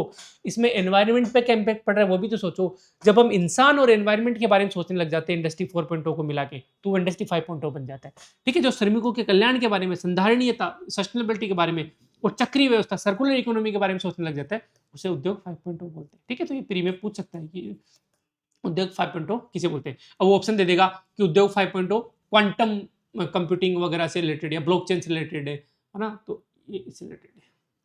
भव्य स्कीम मैंने बताया था, भव्य आ जाए तो मतलब 100 plug and play facility for industries revival, 100 plug and play facility industry के रिवाइवल के डीपीआईटी द्वारा है। केंद्रीय क्षेत्र की योजना है, सेंट्रल सेक्टर स्कीम में 33,600 करोड़ इसका वित्तीय वो है। समयावधि 6 वर्ष है भाई, 2026-27 से 2030-31, ये भी इंपॉर्टेंट है भाई, याद कर लेना, लेटेस्ट स्कीम है। 2026-27 से चालू हुई, 2031-32 तक 6 वर्ष की अवधि के लिए लागू है। औद्योगिक पार्क का आकार 100 से 1000 एकड़ सामान्य क्षेत्रों के लिए, और पहाड़ी क्षेत्र क्योंकि वैसे ही उनके पास जमीन कम है तो इसका कम रखा है ना, 25 एकड़ के छोटे क्लस्टर समूह भी बनाए जा सकते हैं। तो ये भाई पूरी याद रख लेना। केंद्र सरकार प्रत्येक परियोजना के लिए प्रति एकड़ 1 करोड़ रुपए की वित्तीय सहायता प्रदान करती है। औद्योगिक पार्क डेवलप किए जाएंगे, 1 एकड़ के लिए 1 करोड़ रुपए दे रही है, ताकि वहाँ पे टेंशन डेवलप किया जा सके, रोडें डेवलप की जा सके, इलेक्ट्रिसिटी, पानी, सबकी व्यवस्था हो सके, वहाँ पे इंडस्ट्री आए, अपनी मशीन सेटअप करे और काम चालू कर दे। ऐसे 100 प्लग इन प्ले औद्योगिक पार्कों का विकास होगा। एक पार्क सामान्य क्षेत्र की बात करें पर राजस्थान, महाराष्ट्र, इन सब की क्षेत्र की बात करें तो एक पार्क 100 से लेकर 1000 एकड़ तक का होगा। लेकिन यदि हम ये माउंटेन्स क्षेत्र की बात करें, पहाड़ी क्षेत्र और पूर्वोत्तर राज्य नॉर्थ ईस्ट की बात करें तो 25 एकड़ तक के पार्क भी विकसित किए जाएंगे। 1 एकड़ के लिए 1 करोड़ रुपए गवर्नमेंट देगी विकसित करने के लिए। ठीक है, अब इससे क्या बताऊँ, डीपीआईटी का है और सेंट्रल सेक्टर स्कीम है, इसमें राज्यों का कोई लेना देना नहीं है। ठीक है, 33,600 करोड़ का वित्तीय वो निदान किया गया। डीएमआईसी, ये आपने खूब पढ़ लिया, ये स्टैटिक टॉपिक है कि भाई कॉरिडोर जा रहा है यूपी से लेकर यहाँ पे मुंबई तक, और इसमें राजस्थान का लगभग कितना 58% क्षेत्र आ जाता है, 58%। और लंबाई की बात करें तो टोटल लंबाई का 38% राजस्थान से गुजरता है, लगभग 553 किलोमीटर। ठीक है, इसके अंदर Zika, Japan international cooperation agency, ये 26% वित्तीय सहायता प्रदान करती है। ये भी इंपॉर्टेंट है। कौन सी? एशियन डेवलपमेंट बैंक नहीं, जीका करता है। ठीक है, डीएमआईसी की स्थिति में 2 तो औद्योगिक निवेश क्षेत्र है और 3 औद्योगिक क्षेत्र है। औद्योगिक निवेश क्षेत्र कौन कौन से? खुसखेड़ा, भिवाड़ी, नीमराना और किशनगढ़, है ना। ये इंडस्ट्रियल रीजन है, ये इंडस्ट्रियल एरियाज है, दोनों में डिफरेंस है। रीजन बड़े होते हैं, खुसखेड़ा, भिवाड़ी, नीमराना वाला आपको पता ही, जब आप दिल्ली जाते हो तो, है ना। और अजमेर किशनगढ़ वाला हो गया, यहाँ पे मार्बल्स वगैरह के खूब बड़े बड़े उद्योग है, इंडस्ट्रियल रीजन हो गया पूरा।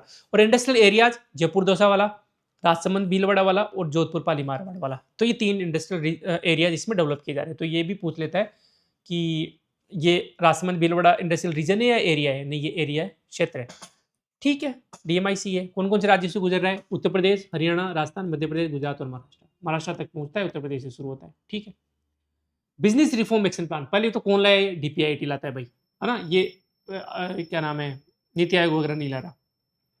विभिन्न राज्यों में व्यापार सुगमता का आकलन करना और उसमें सुधार लाना। ठीक है, अब देखो वही बात है कि भाई कंपटीशन होना चाहिए राज्यों में। तो व्यापार सुगमता अलग अलग राज्यों में कैसी क्या चल रही है, रैंकिंग निकाली उनकी, उनमें कंपटीशन करवाया, राज्यों को 4 श्रेणियों में बांट दिया, टॉप अचीवर्स, अचीवर्स, एस्पायर्स और इमर्जिंग बिजनेस इकोसिस्टम। ठीक है साहब, और इसी की तर्ज पे फिर जिला लेवल पे भी लाया जा रहा है, ज़्यादा इंपॉर्टेंट नहीं है ये। ठीक है, बस ये ध्यान रखना डीपीआईटी के द्वारा ये विविध मिसलेनियस। देखो, सोजियाले मार्केट विट साफ्ट, सोजियाले मार्केट विट साफ्ट, ये जर्मनी का है, जर्मन वर्ड है, इसका मतलब होता है सामाजिक बाजार अर्थव्यवस्था। देखो, इसमें ये क्या करते हैं कि पूंजीवाद को सोशलिज्म के साथ मिक्स कर देते हैं एक तरीके से। ये बोलते हैं कि बाजार सही है, बाजार पे हम ज़्यादा रेगुलेशन नहीं लगाएंगे, सरकार बोल रही है, हम ज़्यादा ताक झांक नहीं करेंगे, कैपिटलिज्म की तरह रखेंगे, लेकिन साथ में उद्योगों को ये भी इंश्योर करना पड़ेगा कि वेलफेयर होना चाहिए वर्कर्स का, है ना। पूंजी में असमानता बहुत ज़्यादा नहीं बढ़नी चाहिए, आय में असमानता बहुत ज़्यादा नहीं बढ़नी चाहिए। तो जब हम लोगों के कल्याण को ध्यान में रखते हुए जब फ्री इकोनॉमी अलाउ करते हैं, उसे बोल देते हैं सामाजिक बाजार अर्थव्यवस्था।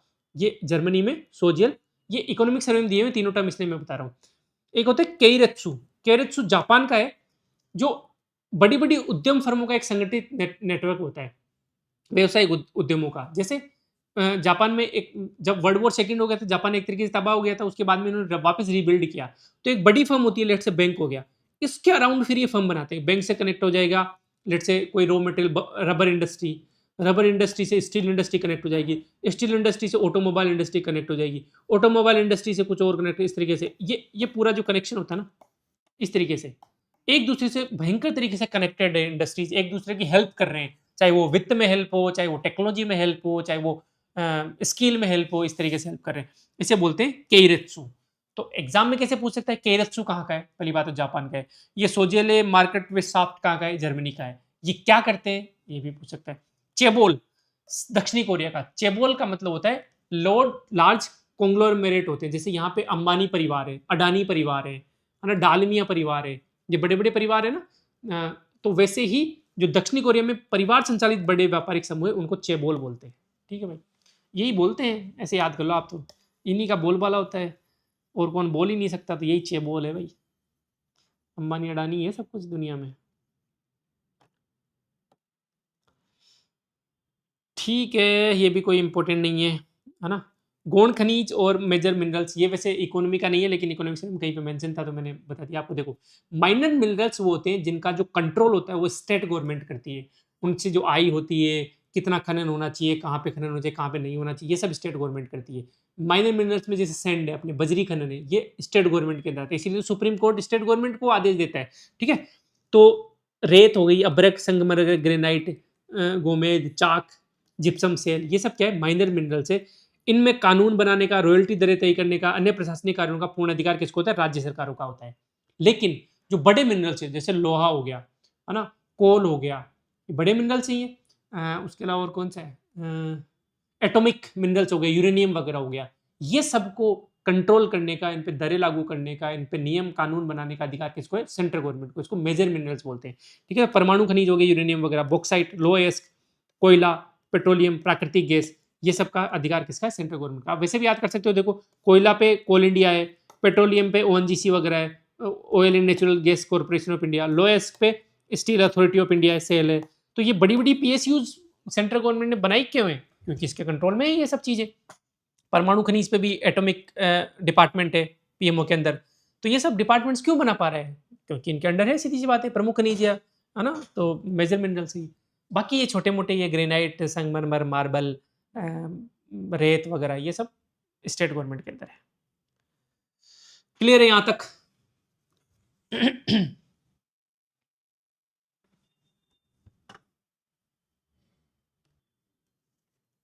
ठीक है, तो भारत की औद्योगिक नीतियां, अब ये देखो, ये मेंस का टॉपिक है वैसे, बता दूं मैं आपको, तो प्री में ये नहीं पूछेगा भारत की औद्योगिक नीतियां, और ज्यादा मेंस में भी देखो, ज्यादा मोटा मोटा आपको याद रखना है बस इसको। इंडस्ट्रियल पॉलिसीज क्यों लाई जाती है, एम्प्लॉयमेंट को बढ़ावा देने के लिए, ग्रोथ को बढ़ावा देने के लिए, डेमोग्राफिक डिविडेंड, आपकी जो जनसंख्या की लाभांश है उसका अच्छे से उपयोग करने के लिए, डोमेस्टिक डिमांड को पूरा करने के लिए। भाई लोगों को चाहिए, भाई लैपटॉप चाहिए, मोबाइल चाहिए, तो इंडस्ट्री लगानी पड़ेगी आपको। रीजनल इम्बेलेंस को खत्म करने के लिए इंडस्ट्रियल पॉलिसी लाई जाती है कि भाई एक ही एक जगह इंडस्ट्री हो गई, तो फिर पॉलिसी के द्वारा फिर हम बिहार यूपी में भी इंडस्ट्री लगवाते हैं, वहाँ पे टैक्स छूट दिलवाते हैं, एक्सपोर्ट लेड ग्रोथ को वो करने के लिए, ताकि एक्सपोर्ट अपना इंटरनेशनल कम्पिटिटिवनेस को बनाए रखने के लिए। तो मेजर 1948 की पॉलिसी आई, 1956 की पॉलिसी आई, 1977 आई, 1980 आई, और फिर 1991 की तो आपको पता ही है। ठीक है, तो मोटा मोटा देखो, प्री में भी यदि पूछेगा ना, तो ये पूछ सकता है कि 1948 की जो पॉलिसी है उसमें उद्योगों को कितने सेक्टर में बांटा गया, 4 में।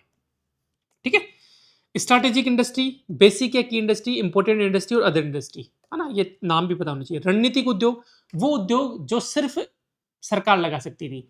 बुनियादी या प्रमुख उद्योग, इनमें सार्वजनिक सह निजी क्षेत्र, पीपीपी टाइप से हो सकता है। ठीक है, महत्वपूर्ण उद्योग, ये प्रमुख उद्योग है या महत्वपूर्ण उद्योग है। नियंत्रित निजी क्षेत्र, कि निजी क्षेत्र उसमें लगा सकता है लेकिन कंट्रोल गवर्नमेंट का रहेगा। और फिर अन्य उद्योग में भाई निजी क्षेत्र के पूरी तरीके से खुला हुआ है। तो अपने को याद क्या रखना है, 1948 की जो नीति थी, पहली औद्योगिक नीति थी, मिश्रित अर्थव्यवस्था मॉडल की नींव रखी थी इसने, और इसमें 4 तरीके से कैटेगराइज किया गया था। पहली कैटेगरी वो है जिसमें कंप्लीटली गवर्नमेंट, आप निजी लगा ही नहीं सकते, दूसरे में सहभागिता से लगा सकते, तीसरी में निजी लगा सकते हैं लेकिन कंट्रोल रहेगा गवर्नमेंट का, चौथी में कंप्लीटली प्राइवेट के लिए खुला हुआ है। ठीक है, औद्योगिक नीति 1956, इसमें प्री में कोई क्वेश्चन आए तो कैसा आ सकता है कि भाई इसको बोलते हैं economic constitution of India, Bharat का आर्थिक संविधान या राज्य पूंजीवाद की बाइबल भी इसको बोला जाता है। कौन सी औद्योगिक नीति को बोला जाता है, 1956 वाली को, तो ये इंपोर्टेंट याद रखना।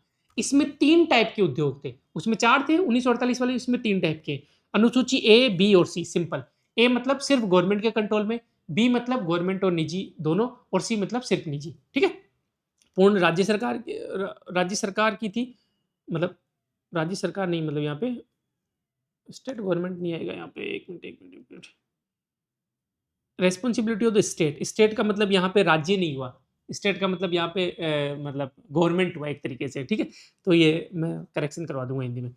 Open to both the private and public sector, open to private sector only. ABC simple याद रह जाएगा, 1956 औद्योगिक इसका क्या नाम, इकोनॉमिक कॉन्स्टिट्यूशन ऑफ इंडिया भी इसको बोलते हैं, बाइबल भी बोलते हैं ना, बाइबल ऑफ स्टेट कैपिटलिज्म। ठीक है, ये मिश्रित था, ये कैपिटलिज्म की तरफ चला गया। अब आती है इंडस्ट्रियल पॉलिसी 1977, जनता गवर्नमेंट लाई। सिंपल सी बात है, क्योंकि अपने को पता है कि 77 में इलेक्शन हुए थे, मोरारजी देसाई आगे थे, वो आए, उन्होंने अपनी पॉलिसी लाई। इसमें वर्कर्स के पार्टिसिपेशन पे मैनेजमेंट में ध्यान दिया गया कि भाई मैनेजमेंट के अंदर वर्कर्स का भी बोलबाला होना चाहिए, क्योंकि उस टाइम यूनियन लीडर्स वगैरह काफ़ी उनका बोलबाला था। Promotion of cottage and small industry, छोटी इंडस्ट्रीज का प्रमोशन इसमें किया गया। इंडस्ट्री 1980 की क्या है, industrial productive and company level, ये इंपॉर्टेंट नहीं है, तो इंपॉर्टेंट बस ये दो ही है, 48 और 56, और फिर सीधा 1991।